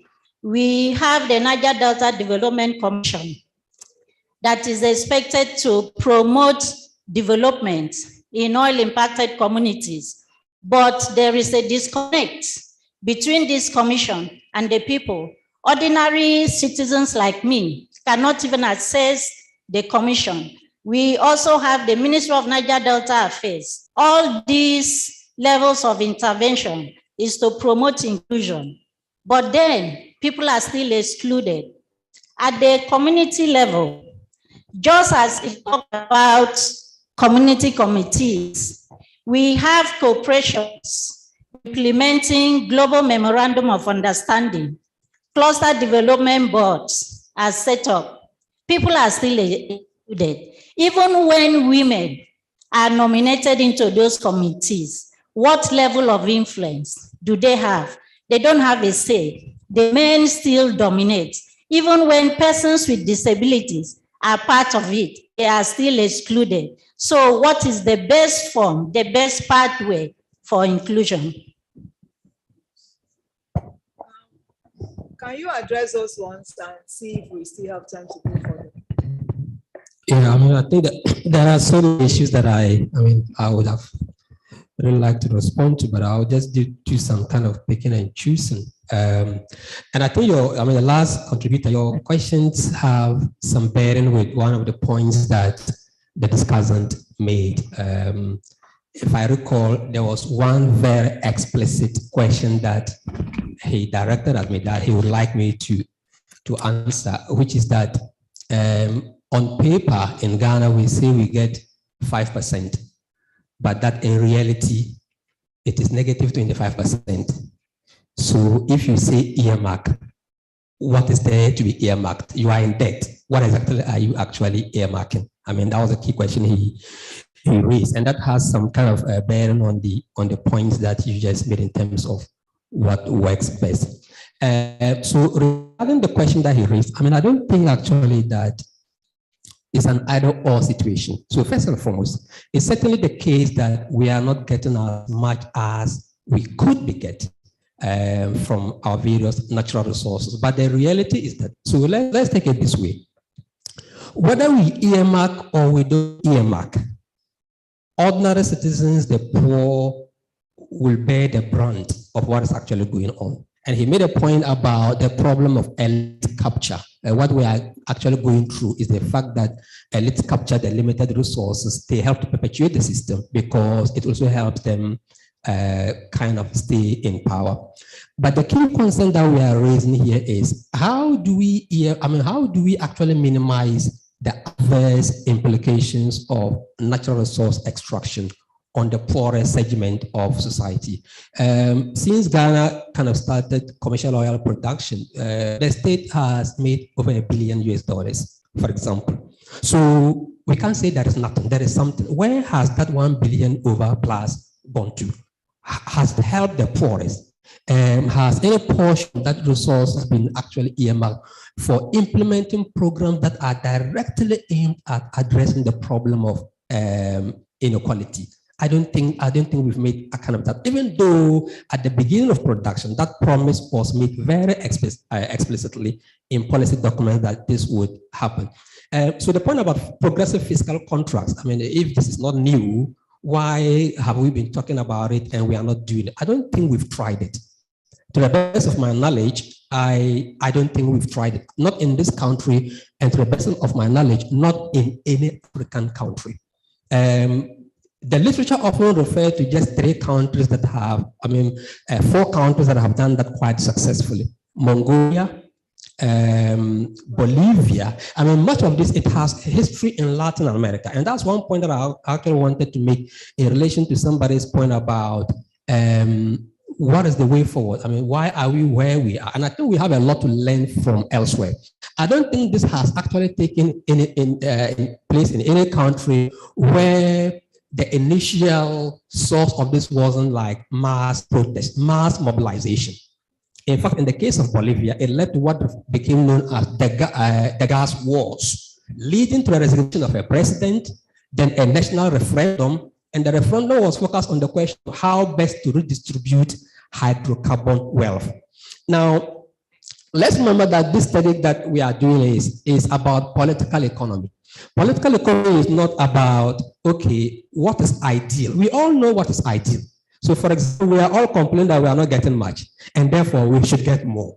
But are we necessarily going to get more in the current context? Why are we not getting more in the first? If you look at the history of Ghana, and I think the discussor made a point that we had knowledge about oil. GNPC did all the work. Why are we giving these countries almost the entitlement? And one has to look at it from the perspective of history, from the perspective of politics, from the perspective of party ideologies. So prior to, in the 80s, Ghana, if you look at the oil laws, Ghana was entitled to about 55%.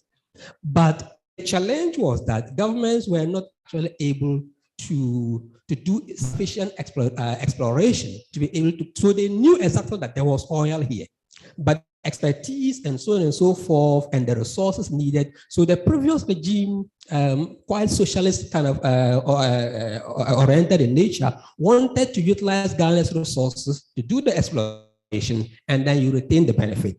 But you have a party with a significantly different ideology. So in the early 2000s, the laws were revised very substantially. And that is one of the key reasons why the fiscal regime was so relaxed, to the point that now that there is oil, so you had a problem, you knew there was oil, but you couldn't benefit directly from it. But someone says, okay, the best way forward is to make the fiscal regime so loose to entice private actors, so when they come and explore and get the oil, but the adverse impact is that you end up getting very little from that.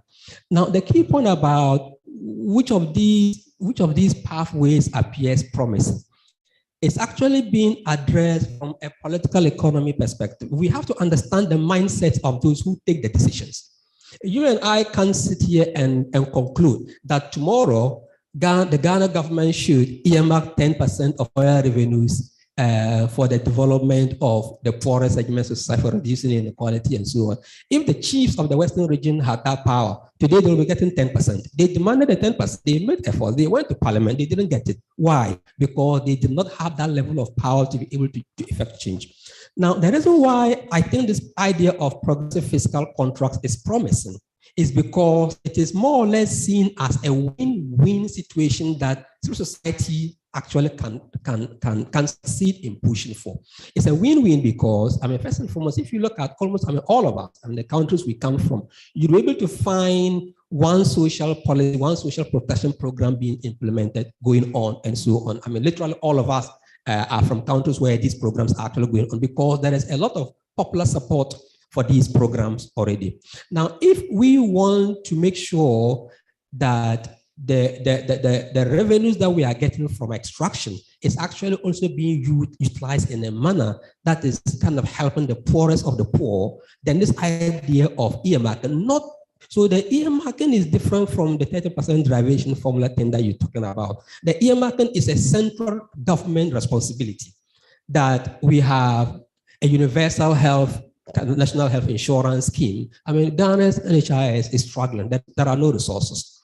So the key point is, if we are able to push for the idea that, look, just set aside 1% of natural resource revenue for ensuring the effective implementation of the free senior high school policy, the national health insurance scheme, or the livelihood empowerment against poverty, blah, blah, and so on, is going to play a significant role in addressing so many problems. I mean, first and foremost, there is history that suggests that these programs actually work when they are implemented well, but they are struggling because the resources are not there. The derivation thing in many cases is more or less a kind of a compensation scheme. And in many cases, we are aware that subnational authorities also tend to misuse these resources. I mean, in the case of Ghana, you have situations where portions of the Mineral Development Fund is being used to renovate the bungalows of district chief executives.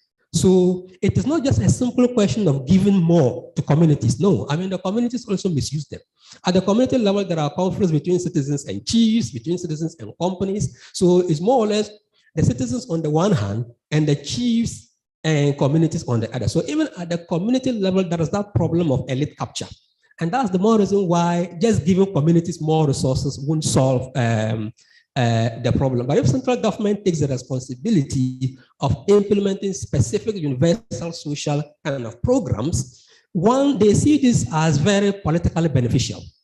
And in many of the countries we've looked at, in fact, the root of these programs were from elections. An opposition party will come and promise something that would begin to get a lot of attention from voters, and the ruling government will eventually tend to embrace it. It happened in Mongolia, it happened in Bolivia. In fact, it has happened in our country, Ghana. When the LEAP was launched, the then opposition party dismissed it as a simple kind of card, just money down the drain, wasting money, and so on and so forth. But when politicians realized that this was having a lot of buy-in, they changed course. The same happened more recently to free senior high school policy. One party was saying, well, this is what we need, universal free senior high school. The other party says, no, that's not the way to go. We need to build infrastructure. But when everybody realized that, look, this free SHS idea was going to win elections, the other party changed course and also started singing the song of progressive senior high school policy. So these ideas are, I mean, we have to actually look into the mental maps of political elites in terms of what is it that incentivizes them. If you are not in a position to propose policy measures that take into account the political economy realities on the ground, we will do a lot of talking, but then they end up kind of not making any impact on the ground. Madam Chair, should I keep going? I mean, there were so many things, but we should round up because okay, so I've rounded off. So I think we just round up this session by taking some of the takeaways. I jotted some things. I said mineral resources are essential for global economy and societal development. It is a critical supplier of essential materials and products and a global generator of trade, employment, and economic development. The political economy, of course, is a linkage between political system and economy, just like Prof told us. And the macroeconomic phenomena such as growth, distribution of wealth and power, inequality and trade are quite essential, which are often shaped by institutions, laws, and political behavior. We are all from one institution or the other, either as an activist, self-imposed by yourself, responsibility, or government. Today, let's leave this hall charging ourselves and charging our consciences. What have you contributed to destroy the system? That's true. Your negligence, your sellouts, your silence, anyone can do. Because that message by this man goes beyond what anybody can explain. Think of the next generation. Think of your continents. Let's stop darkening Africa, because the more we ignore all these things, the more Africa will be in the dark. Once again, have a good day. Go stretch your leg, have your coffee, and come back for the next session. Thank you.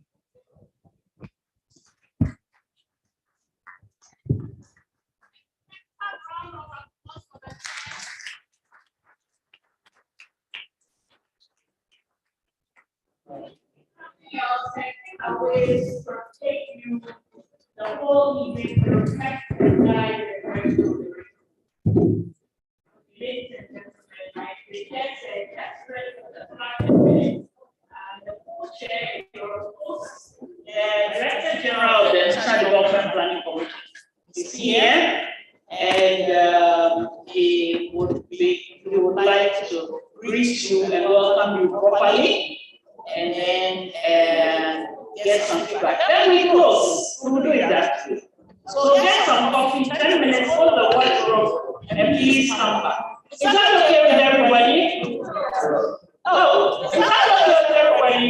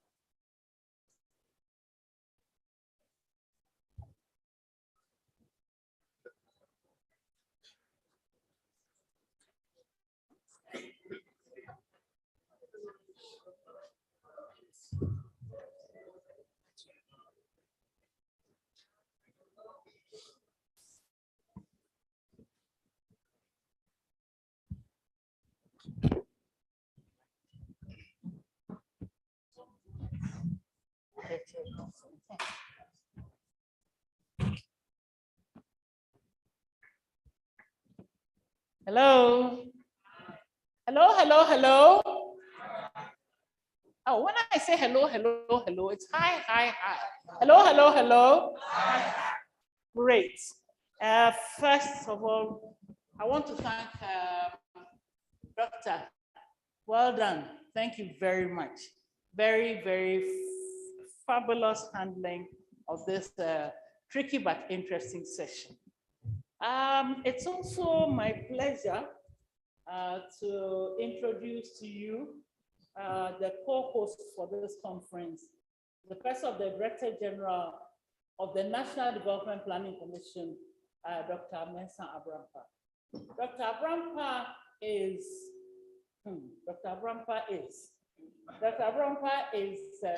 several things. And when I met Dr. Abrampa, first of all, when I met Dr. Abrampa, I was working with SND. That was about 30 years ago. Now it's 30 years, yes. And then Dr. Abrampa worked in local economic development for several years. So that natural resources management has been a passion of his for years. Then he worked for the UN and then came back to Ghana. We are fortunate to have him in the capacity of our Supreme Planning Commission, which is the National Development Planning Commission. It's a constitutional body that is responsible for coordinating all of the plans, long-term, short-term, annual plans, medium-term planning frameworks, monitoring and evaluation, and all of the works that go with it. Dr. Abrampa, for his sense, is also a traditional authority. And so you can see that he has various perspectives, not only as a policymaker, but also as a society person in that respect. I think that the proof of the pudding is in the eating, and therefore I'll keep quiet and let Dr. Abrampa, Dr. Benson Abrampa address.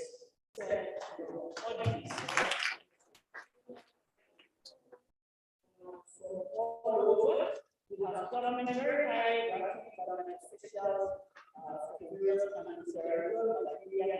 Nigeria, and Ghana, and Burkina Faso. We have researchers and academics, and then we do have civil society who have the ground experience and ideas to share. This morning, Salafu said it too with the conference team paper, when we met at the commission, and it stimulated a lot of discussion. Professor Abdul Ghaffar Online, University of Ghana, he has also presented a paper on the economic strategy, and the comment there is and it's very exciting to take away that revenue. And so this is what we are doing. We are positioning ourselves to move forward.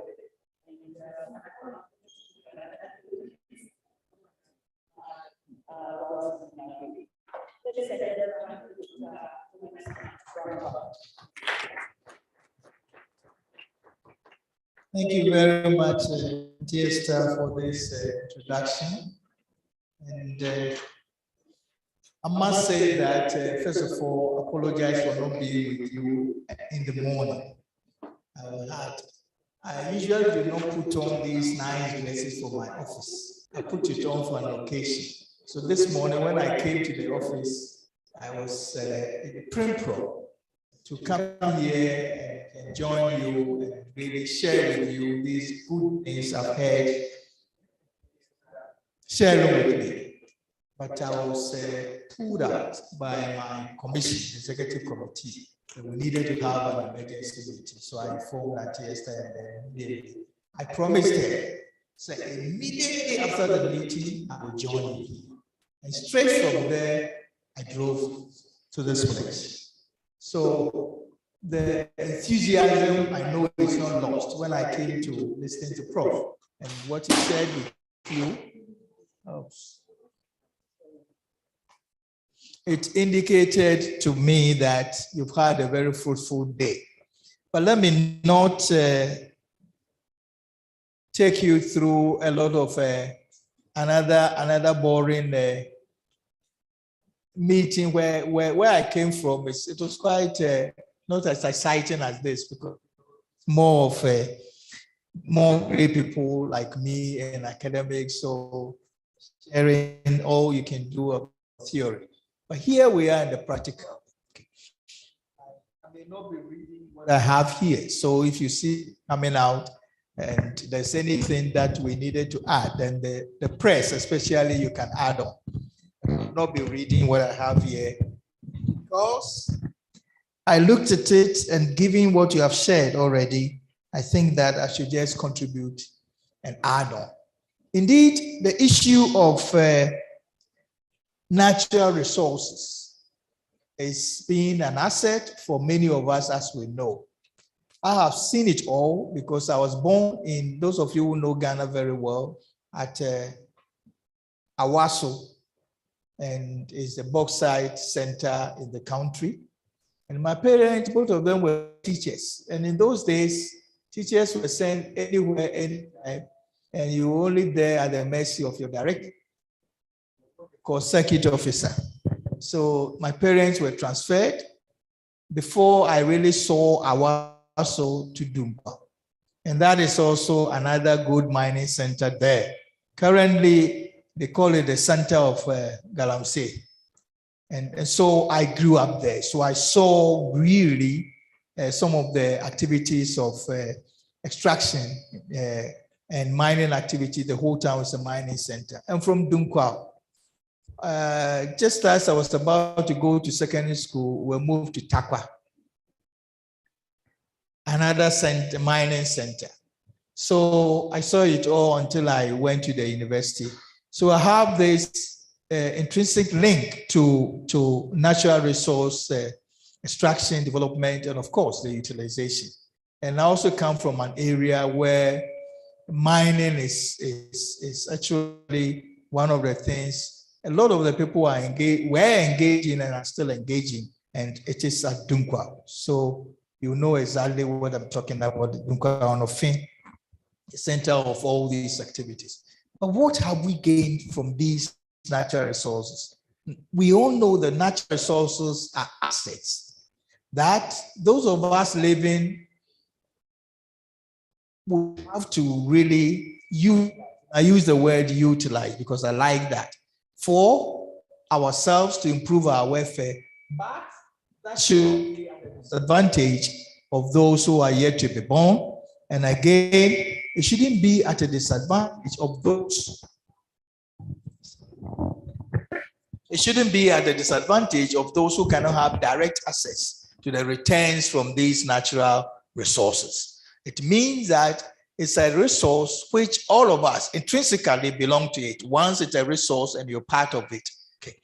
The traditional sense, although we might have a resource coming from a family land in Ghana, but once it is discovered and it is extracted and utilized and income comes from it, it doesn't belong to only the family. Okay? It turns from family asset to a community asset, for which the chief of the traditional area holds it in trust for everybody. Okay. So if they discover gold on your land, it's not yours. Okay, it belongs to everybody traditionally, and that is how it's been the case the 15th century, and traditionally in many of the West African areas. Today it is different. In those days, you didn't need to go and sign contracts and those things. A handshake was enough for you to begin the extraction, and which is shared by the whole community. The stool that I am a small chief somewhere, and my stool is Sanahine. Sanahine means that you are the exchequer, okay, of the traditional area. And the exchequer came to our family because my family were the gold diggers. Okay, so they were there digging gold and refining and doing all the traditionally for the big man, the big traditional chief, the paramount chief. And therefore, one time they said my uncle was very truthful. So they gave him that responsibility to see to it that he accounts for all the gold that he used in the traditional area. And it stretched not only the gold to all the diamonds, all the bauxite and everything. And for now, the forest, and account for all those resources. But the situation has changed. And once we went through that change into a contract, it came to a piece of paper which holds the understanding between the two players or the stakeholders in the process. And that is, I'm sure Dr. Tubuga could have brought you to that level. There are all sort of arguments around it. In the past, it wasn't that complex, but today, complex means that if it's not done in a way which if it's not done in a way which conforms to the sets of rules and regulations, whether traditional or formal, then there will definitely be winners and losers. Okay, it is possible that people who intrinsically even own the resources might even be denied because they might not have a part or a role to play in developing the contract. These are all the things that bothers us. But going on, what has been the contribution of natural resources to our development? Very often we express that in figures, okay? And those figures are sometimes stunning if you look at how much it is and the percentage of that which is distributed and shared and who gets it. Then we begin to fashion out the relationship between the owner, the user, and eventually the beneficiaries. And this is very, very important. Who owns it, who is extracting it, who is the user, and eventually who benefits from the resource. I'm sure this morning you've spoken a lot about that. I know that the situation in Ghana may not be that different in other areas of West Africa. So I can confidently say that if you take the mineral exports in the country, it is quite substantial. Gold alone is about 90% gains, 90% in terms of income from the mineral and natural resource sources. I'm sure this morning we've heard a lot about that. But that sector of natural resources and minerals account for about 45% of what we send out, which means that it can shape, in fact, the economy of this country in terms of influence. If 45% of what we send out is from this sector, it means that it holds a lot of our future in terms of development. The other thing I would like to also share with you has to do with these benefits over these years. The former extraction of gold, for instance, in Ghana is about 100 years. So all these traditional things that I'm talking about, it's way off in terms of a century ago. But there are now new systems. The replacement of the new system in this old tradition brought about a new dimension of exports, of new beneficiaries, of new people who are extracting. And today, my family, who used to extract gold for the Kingdom of Dinchira, is nowhere extracting gold. We don't have that function to play anymore. Although you bear the title, it has become decorative. And if you ask me how many ounces of gold I've touched in my life, I can tell you it could only be 2 ounces. Okay?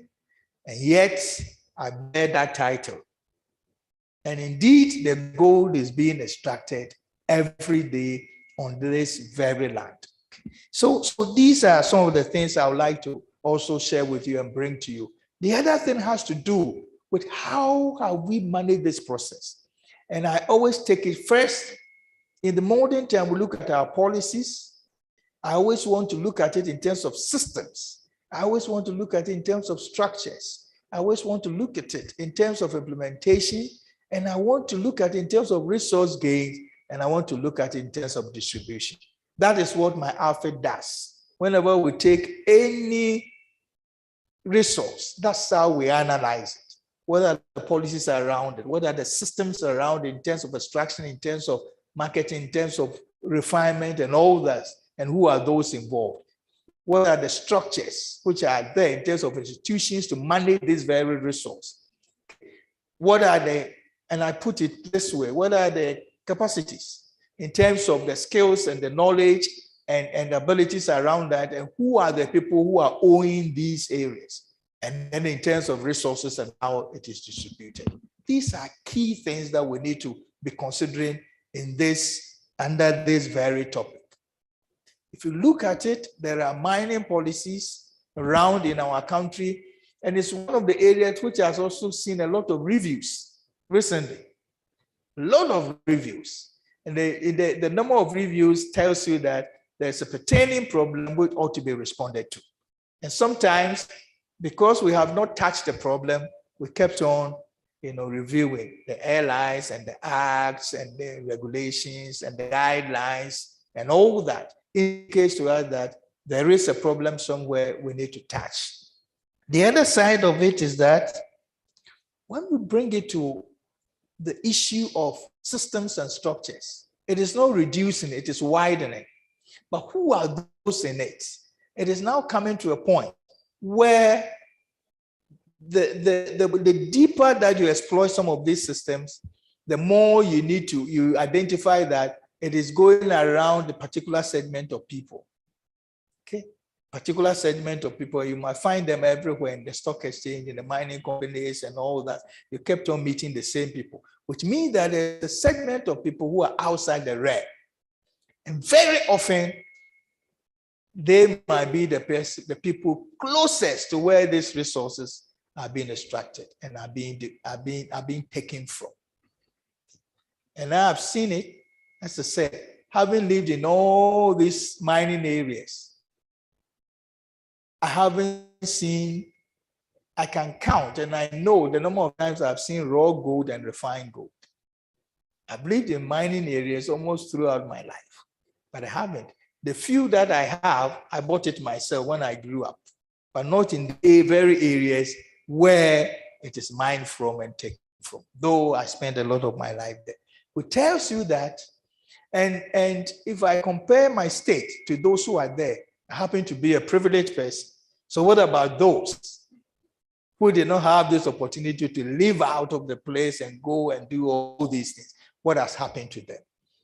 Okay, and I go there and they are there. They are my friends. But I look at that and I realize that what happened? Okay, that with all these resources and these young men and women are still in this state, and I go there and they are still trying to make, finding a means to make their own lives meet, because now the whole issue of the resource has gone beyond them. And even seeking for job in these very institutions which are undertaking this task has become a challenge.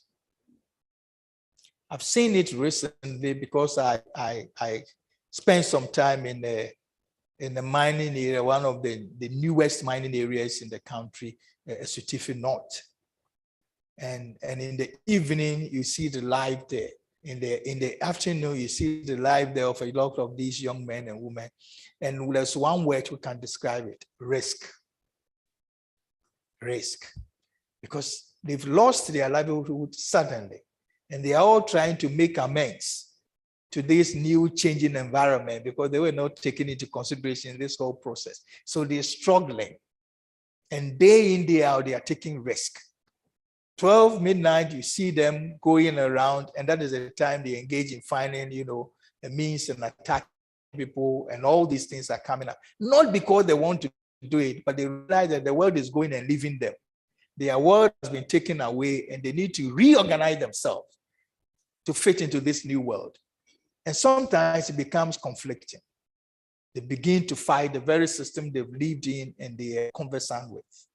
And so these are key things we notice. One of the areas where we're trying to, reorganize them to provide even basic resources and basic facilities like water and sanitation. Basic things which you would take for granted. Having taken their resources, they are still struggling.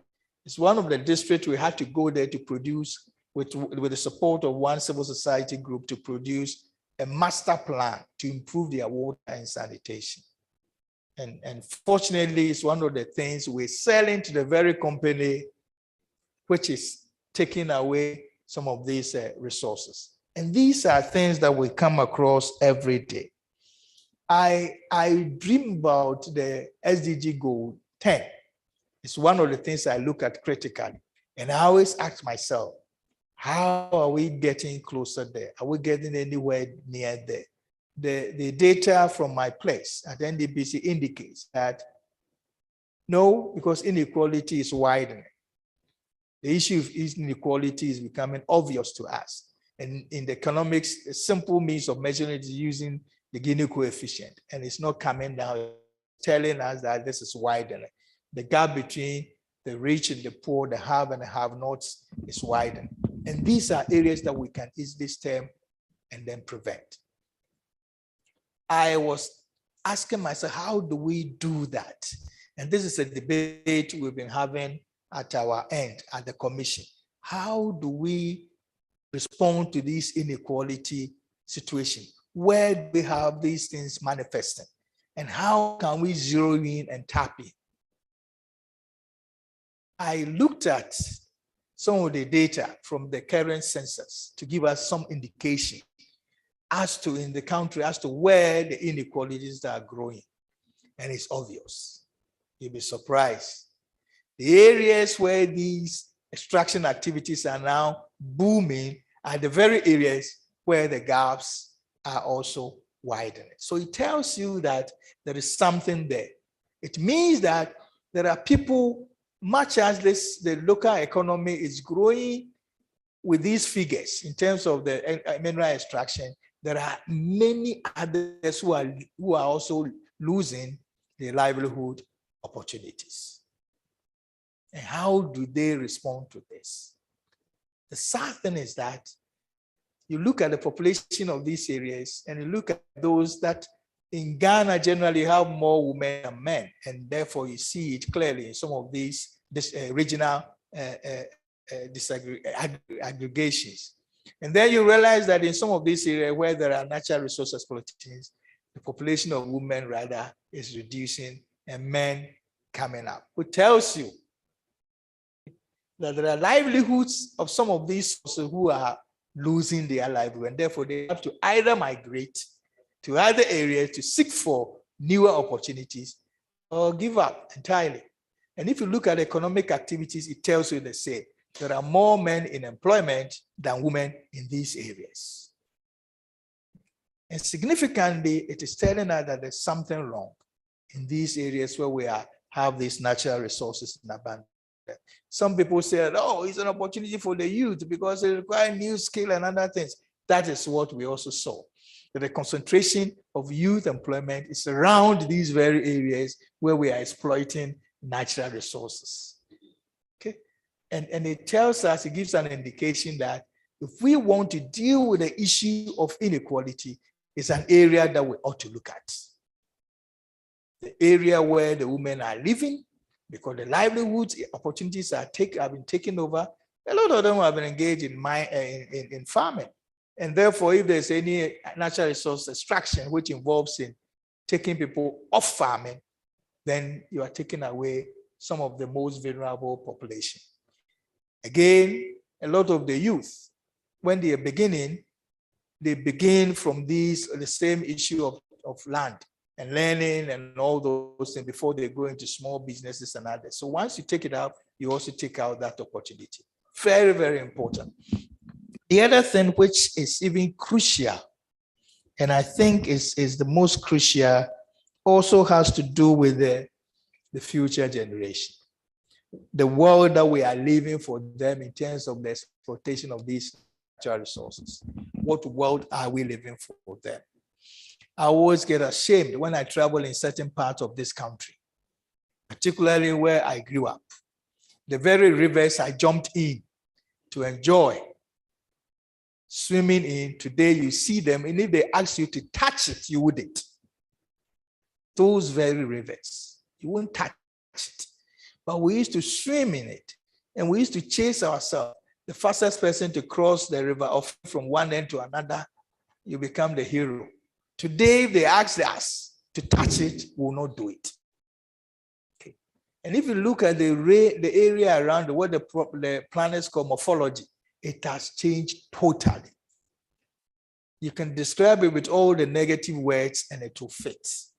This was something which was bequeathed to us by our forefathers, and they had all sorts of traditional regulations around it to protect it. Today, all of them have been thrown away. And those who are suffering are the very people who kept it.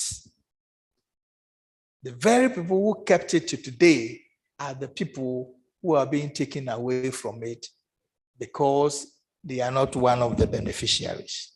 Another thing which has also come up, and I think is also very important, is that in spite of all this that I've said, there are all sorts of regulations around these natural resources. The essence is that it has to be protected, it has to be conserved, it has to be done, all these things. But not a single one of them is being enforced. Good in the papers, but when it comes to the enforcement, we are challenged.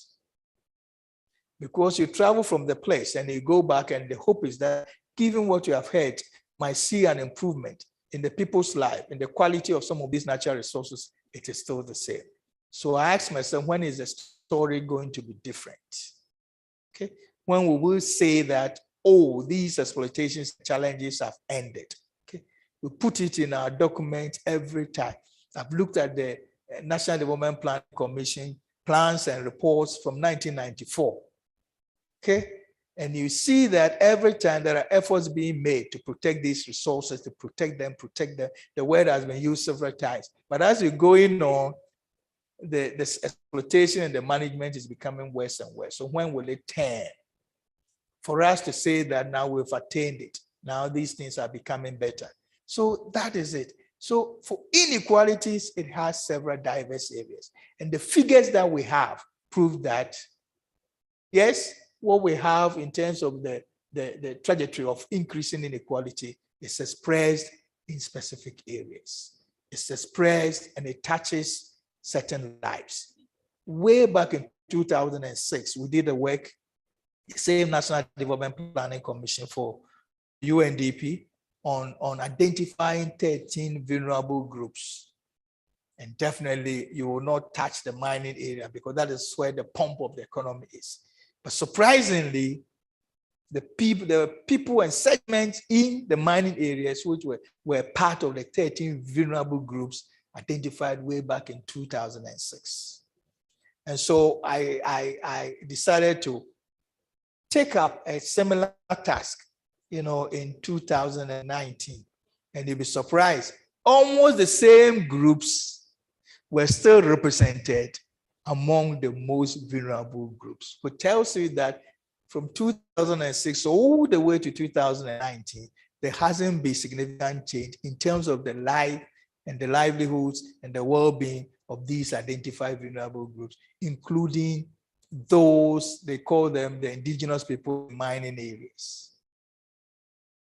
So where are we and where are we going?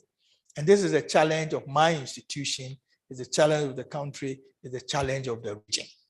If we want to change this situation, it means that we might have to come out with profound suggestions and recommendations. And that's where I would like to bring to you to come out with a new dimension which can touch these policies, can touch these systems, can touch these structures, can touch these funding means, the resources, the beneficiaries, and the distribution. If we're able to touch all this and identify what is happening and what we will do to bring up the change, then we are on course. And I think that as we sit at the National Development Planning Commission, that is what we seek every day to do. Who are these people and what can we do to make their lives better? And what can we do so that 3 years from now, 4 years from now, we can say that the Gini coefficient trend has changed. That is just a figure, but we also see it visibly when we visit these areas. And I think that the stories in some of our countries in West Africa also tell a similar story. I spent some of my time in Sierra Leone, also working in this local economic development pursuit in Kenema. And when I went there later on for some years, I realized that those mining areas, even down in the east and west, are still even the same characteristics. You go to Liberia and the forest areas is the same. It's telling you the same story.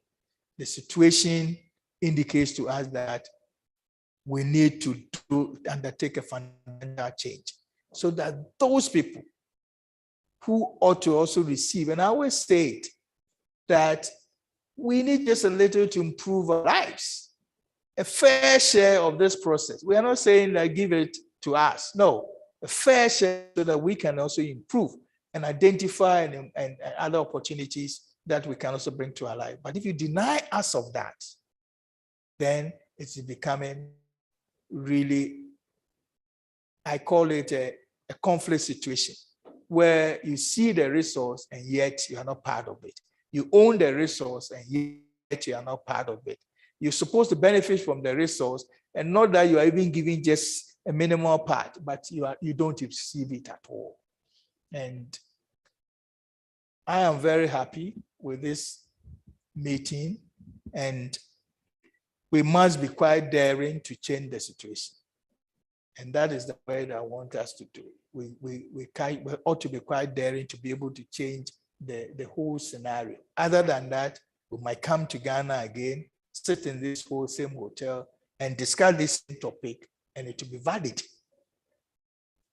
But we need to come back, and when we take this topic, we realize that, oh, we don't need to talk about it because it's already been responded to. And I thank you very much for this opportunity.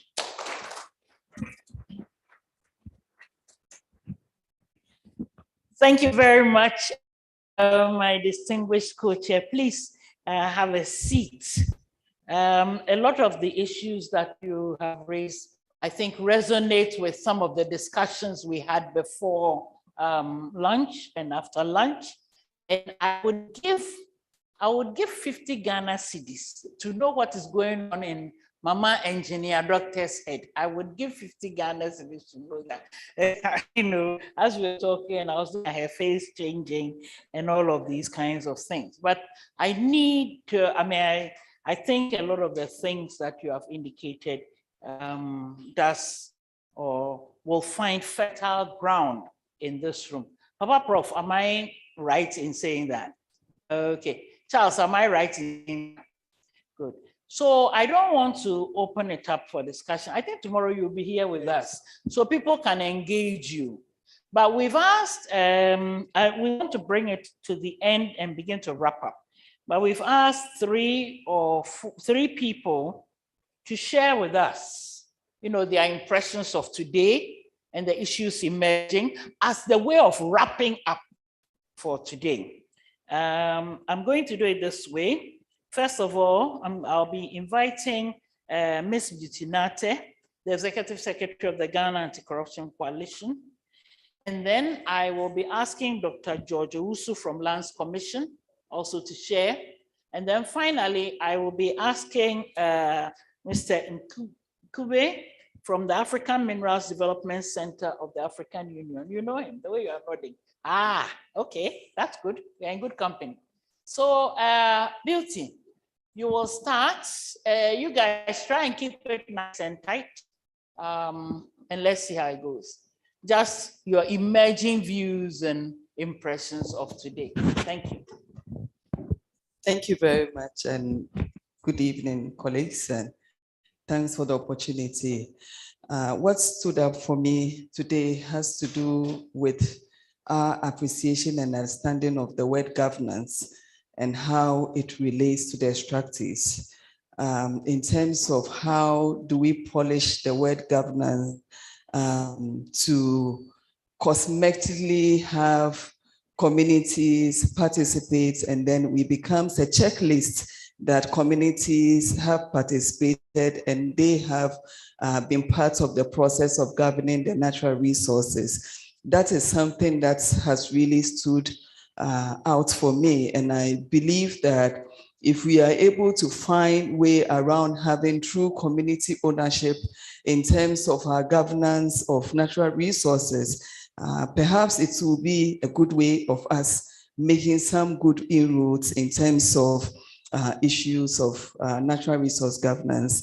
Another word that also came out strongly for me, which of course would be expected, has to do with the issue of corruption and our appreciation of what corruption basically is when it comes to the extractives. Perhaps we also need to look at broadening our understanding of the word corruption in terms of natural resource governance.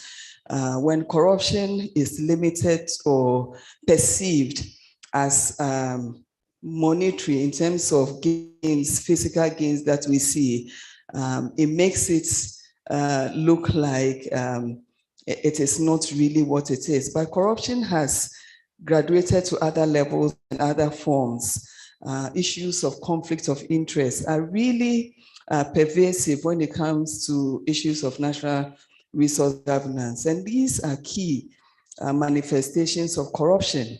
When we talk about abuse of office, that is why duty bearers are able to trade off so much because of some interest that they will gain. We've seen and recorded cases where DT bearers have benefited from scholarship schemes for their own children. So it may not be money coming to them directly, but it's also some form of corruption because they have used their office to get opportunities for their children. These are all, there are so many of them I wouldn't like to go through, but I believe that if perhaps we pay careful attention to how we broaden the understanding of corruption in resource governance, we realize that in the word governance, if corruption and its manifestation is properly addressed, that could also help in solving some of the issues we have in the natural resource management in Africa. Thank you very much, Madam. Thank you. Thank you very much. The mic is going here. Yes. He works at the announcement. Thank you very much, Madam. I think you have elevated me to the doctor level, but I have not gotten my doctorate degree yet. But thank you very much. My name is George also from the Lands Commission. I'm Land Administration Officer. I think this program so far so good. We are not done yet, but the ideas, the education that we've gotten from our resource person is very overwhelming. I think we've established that yes, there is inequality in terms of resource sharing. Natural resource exploitation has been established that we are not governing it, but rather we are exploiting it. We're also seeing the way not only Ghana, but other sister countries in Africa is also suffering from the same problem. Coming down to what we want to take away today, I think in our conversation that we're having here today, it much looks like we are concentrating on politicians, what they are doing, what they are not doing. I think when Lands Commission started with the Land Administration Project and we tackled the land policy in 1999, there were some issues that were identified and we need to come up with some strategies to help with this. So we had a program to run through. But at a point in time, researchers came out to see that the issue was tackled not in a way that was supposed to be because we didn't go to the grassroots where the real issue was, and that was the boundary issues with the landowners at the bottom there, that's the allodial owners. So sometimes when you're dealing with such issues, we may focus on who the person that we have to tackle or to seek that solution from. What I want to know is that this course or this thing that we are pursuing here is not only concentrating on politicians that they are not doing it, they are not doing that. For instance, I was telling one of my colleagues that there are laws, the policies are there.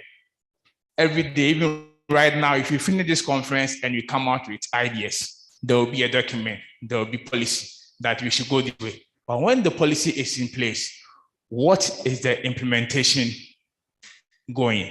How is it going? What is the monitoring? Is this that we are not doing what has been said in the document? Are we putting it in the right place? That has been the issue. If you go to the roots, the allodial owners over there can be the cause of the problems. Over there, are they also be diligent? Right now, the Lands Commission has a document that we call large-scale land acquisition guidelines. Now, in these guidelines, if you are an investor and you want to get a large tract of land, you don't go away straight to the people and get the land, but you have itemized the steps that you have to follow. And one of them is the public forum. The public forum is supposed to include the vulnerable, the women, everyone in the community. Even the place that you are going to have the forum should be an open area where everyone can access. You know, these are measures that we are trying to do so that everybody will be inclusive in terms of decision making. Now, if we are doing that, it means that we are not allowing even the allodial owner to get the money from the investor and share it among the small group as we have identified here, but to the benefit of the general group. Now, we also came up with a committee that if there's a land which is vested, now when you have a vested land, it's vested in the government, but money for the people. It means that there should be a committee to share that royalty that will come out to the people's benefit. So these are the measures. So what we have to come out and what we are taking home is that let's identify all the various stakeholders. who are supposed to be part of taking the decision that we have said here into effective implementation, so that we don't go and see that various documents are there, but they are not put to use. The document will be there, but the implementation and the monitoring, and who to ask the question that, are you doing what we said in the document? Otherwise, you can have a colossal document to tell all the stories and the theories, but I bet you will not have the effect. Thank you very much. Thank you very much on that, making sure that the policies and the accountability for performance taken care of. I want to give the last word to my friend and colleague. There we go. I've never met the gentleman, but I'm already claiming him friend and colleague. Yeah, so receive. Yeah. I receive. I also received the doctorate that you unilaterally gave me in the morning. Right.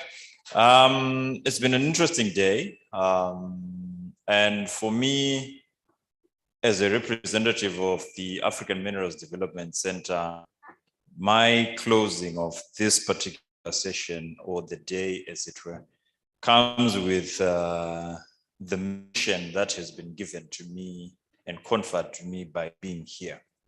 So the joy of having listened to all contributions and debate points and discussion points that were made and actually concluded by Mr. Owusude, are that everyone believes there are things still to be done when it comes to minerals, to natural resources, reducing inequalities and all that. So I will actually read a part which is, I think, the 5th sentence of a particular vision, which more or less addresses half the things, if not all the things we talked about today. And it says, a transparent, equitable, and optimal, in quotes, exploitation of mineral resources to underpin broad-based sustainable growth and socio-economic development. Now, ideally, everything we've said fits into this. All the questions that have been asked can be answered by that one question. And fortunately, that is the working template and functional statement of why the Africa Mining Vision exists. The African Minerals Development Center is the one that implements the Africa Mining Vision. And the fortunate part of it is the Africa Mining Vision is not about mining. It's about Africa's socio-economic transformation. And if you believe that the Africa Mining Vision does not touch on education, does not touch on trade, does not touch on capacity building of the people who are supposed to value the resources on the ground. And when we say resources, we're not just talking about minerals. We're talking about fisheries. We're talking about forests. We're talking about the land. If you do not feel or know that the Africa Mining Vision actually encompasses all this, then it means the job of the African Minerals Development Center has not started. We are supposed to work with the African Union's Development Agency, that's NEPAD. We're supposed to work with the African Continental Free Trade Area for regional value chains. We're supposed to work with all civil society organizations in implementing the national versions of the Africa Mining Vision, known as the country mining visions. These country mining visions touch upon ensuring that each and every mine affected community has a say in the way minerals are going to be exploited, in quotes, or not exploited at all. You might as well leave them on the ground if you're not going to do it correctly. Do it correctly or not at all. So this is the African Mining Vision. We are the AMDC. We are supposed to be asked by the basic layman on the street why they're seeing gold being moved from their village, but they are still walking. They do not have shoes. Their children are not going to school. we are supposed to be able to explain to the basic layman why the Gini coefficient, which is why I was actually very happy that it's Dr. Charles Charles, right, was actually explaining to everyone why we are going to move from because we've never been happy with the Gini coefficient. It really does not help an individual who is not an economist to understand why inequality is measured by the Gini. So if we are then going to deal with the Palmer, then it becomes easier for you, for me, for our children to understand why we are fighting for inequalities to be eradicated. And once that has actually been understood by everyone, then the work of the African Minerals Development Center has begun. Then the work of Africa's socio-economic transformation has begun. And by so doing, I'm actually going to task everyone based on what they feel is their burning question that may require a response, to think about it, and then during the course of these next 2 days, ask me if we do not have a response or a monitoring and evaluation tool of what is supposed to be dealt with in ensuring that we reduce inequalities based on the African mining vision. And I think with that, I can actually close the session. Thank you.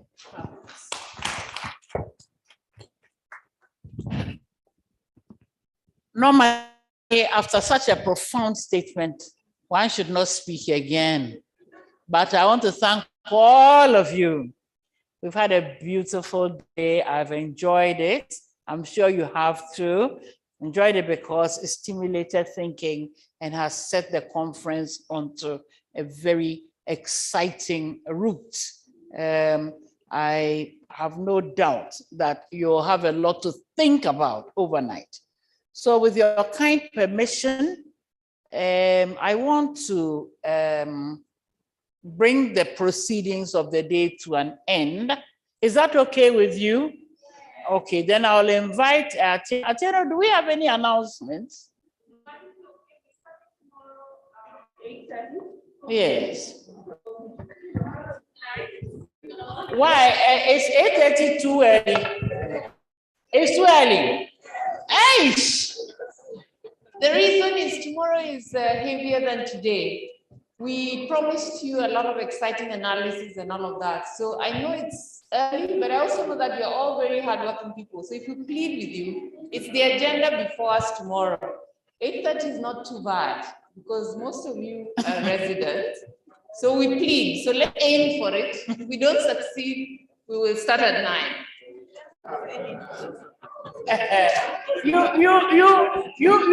Let's wake up tomorrow and see what will happen. You're adults, so we've expressed our desire. If you're all here at 8:30, we'll get started. If you're not, we work with 9 and we do the best we can with it. Okay. Right. Thank you all and good night. Thank you. Right. Give yourselves a warm round of applause. Sorry, my colleague says people staying at Alisa, kindly just stay back for a minute. She has something. So the people who are staying, you know yourselves, kindly, it won't be long, just for a few minutes. Okay. Thank you. Yes.